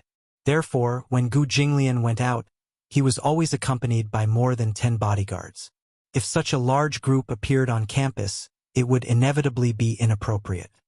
But the little guy cried for a long time, as if he was very sad. Even I felt sad when I saw that. Uncle Fu nagged, "It's only a day. When the time comes, I will send people to ambush in the dark to protect old master. Moreover, if Red Lotus is by your side, you can pretend to be husband and wife with her. If you meet with an accident, she can protect you with her skills. I'm not worried about myself." Gu Jinglian put down his book and said coldly, "I'm afraid that the child will be hurt. Don't worry about that. I will send people to clear the area in advance. I will send people to patrol a few miles around the school." "Okay," Gu Jinglian said lightly. "Then you can arrange it for me." Uncle Fu was overjoyed when he heard this. Old master, do you agree? What else? Chapter 3397. Soon, the notice for the parent-teacher conference was sent out. However, Xiaobao crumpled it into a ball and threw it into the bin. Anyway, his uncle wouldn't come. He had made it clear that day that he found it troublesome and boring, so he definitely wouldn't come. This was nothing more than a piece of scrap paper. Thus, he didn't take this matter to heart anymore. For the past few days, the little guy had been sulking. Uncle Fu naturally didn't tell him about this and wanted to give him a surprise. On the day of the parent-teacher conference, Uncle Fu went to wake Xiaobao up. Xiaobao sat up in bed and rubbed his eyes. Then he saw Uncle Fu holding a brand new kindergarten uniform in front of him. Uncle Fu smiled and said, "Little master, today is the parent-teacher conference. Change your clothes and quickly get up to wash your face and brush your teeth." It would have been better if he hadn't said that. Once he said that, Xiaobao's fair and tender little face immediately wrinkled up. He pouted his little mouth bitterly, and his eyes looked as though they were about to rain. Seeing this, Uncle Fu hurriedly sat by the window and looked at him in confusion. "Sweetheart? What's wrong? Don't cry, don't cry." "What parent-teacher conference?" Xiaobao's tender and childish voice was full of resentment. "Uncle isn't going. He's a big baddie. I've already begged him so pitifully, but he didn't give me any face. I invited him to my parent-teacher conference, but he looked unhappy. What's the point of the parent-teacher conference if he doesn't go?"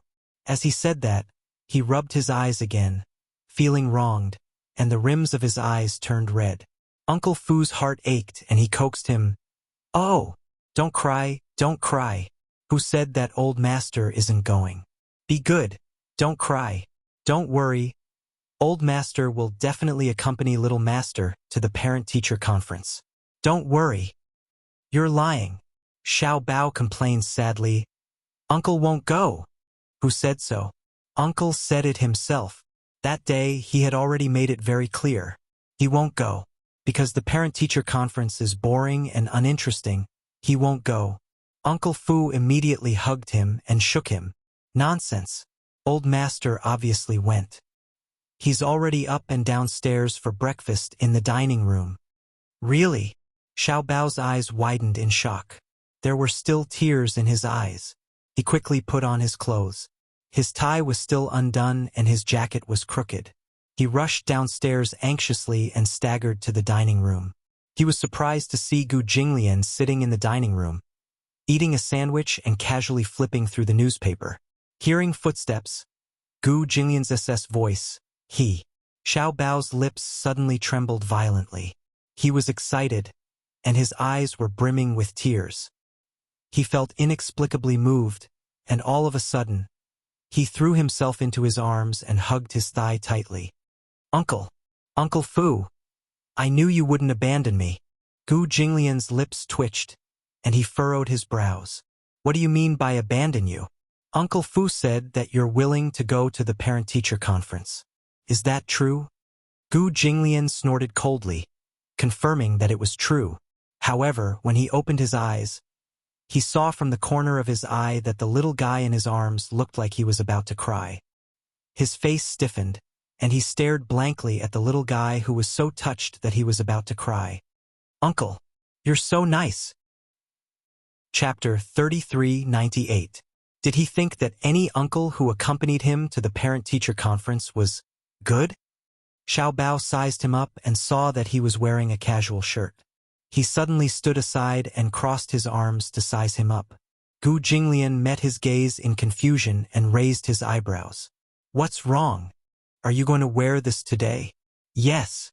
Why don't you wear a shirt and a suit? It's troublesome. Moreover, for this trip, the more ordinary and casual it was, the better." Xiaobao was not satisfied. "Uncle looks more handsome in a suit." In Xiaobao's eyes, Gu Jinglian was so handsome in a well-ironed suit that it angered the gods. Gu Jinglian clenched his fists. "Give me an inch and I want a mile? Wear it. Wear it. You look so handsome in a suit." Xiaobao begged as he wrapped his arms around him. Gu Jinglian's patience was at its limit. Just as he was about to flare up, he suddenly thought of Uncle Fu's words. Young master is so pitiful. Old master, do you know? In Xiao Bao's heart, you have always been a great figure. You can't ruin this heroic image. He held it in and did not get angry. 10 minutes later, Chu Ho changed her clothes and came downstairs. Uncle Fu had just tidied up Xiao Bao's clothes. At this moment, the little guy was sitting at the dining table and eating breakfast with relish. Uncle Fu saw her come down and smiled at her. Chu Ho was a little embarrassed and asked, "Where is he?" Old master went upstairs to change into a suit. A suit? Chu Ho was a little confused. It's just a parent-teacher conference. Why do you have to dress so formally? Xiao Bao said righteously. Because uncle looks the most handsome in a suit. She was actually speechless. Soon, Gu Jinglian changed into his suit and came downstairs. When he saw Chu Ho, he ignored her and walked past her into the restaurant. At that time, he had changed into a suit and stunned Xiao Bao. Xiao Bao's eyes widened, and he immediately jumped down from his seat. He circled around him and exclaimed, "Oh my God! Uncle is so handsome. I knew it. Uncle looks the most handsome in a suit." Gu Jinglian was speechless, but he was suddenly pulled to Chu Ho's side by the little girl. The two of them were forced together. Xiao Bao rubbed his chin and squinted his eyes to size them up, as if he was studying something. For a moment, Chu Ho's entire body stiffened. Gu Jinglian said coldly, "What are you looking at? Why do I feel like something's missing?" Xiao Bao urged, "Stand closer." Gu Jinglian was speechless.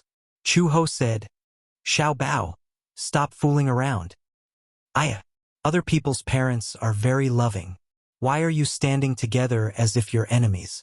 Xiao Bao walked forward and pushed Gu Jinglian to Chu Ho's side. The tall man stood beside her, and in an instant, she felt as if the whole world had become narrow. Gu Jinglian's face was ashen. Why was it so troublesome to attend a parent-teacher conference? Did they still have to put on an act? Xiao Bao said again, "Uncle, smile." No. The little boy shook his head and said sternly, "You have to change the way you address me. You can't call me uncle anymore." He walked to Gu Jinglian and held his large palm with his two small hands. He said coquettishly, "Daddy, you should hold mommy's hand. Otherwise, people will think that you have a bad relationship." As he said this, he stuffed Chu Ho's hand into Gu Jinglian's palm.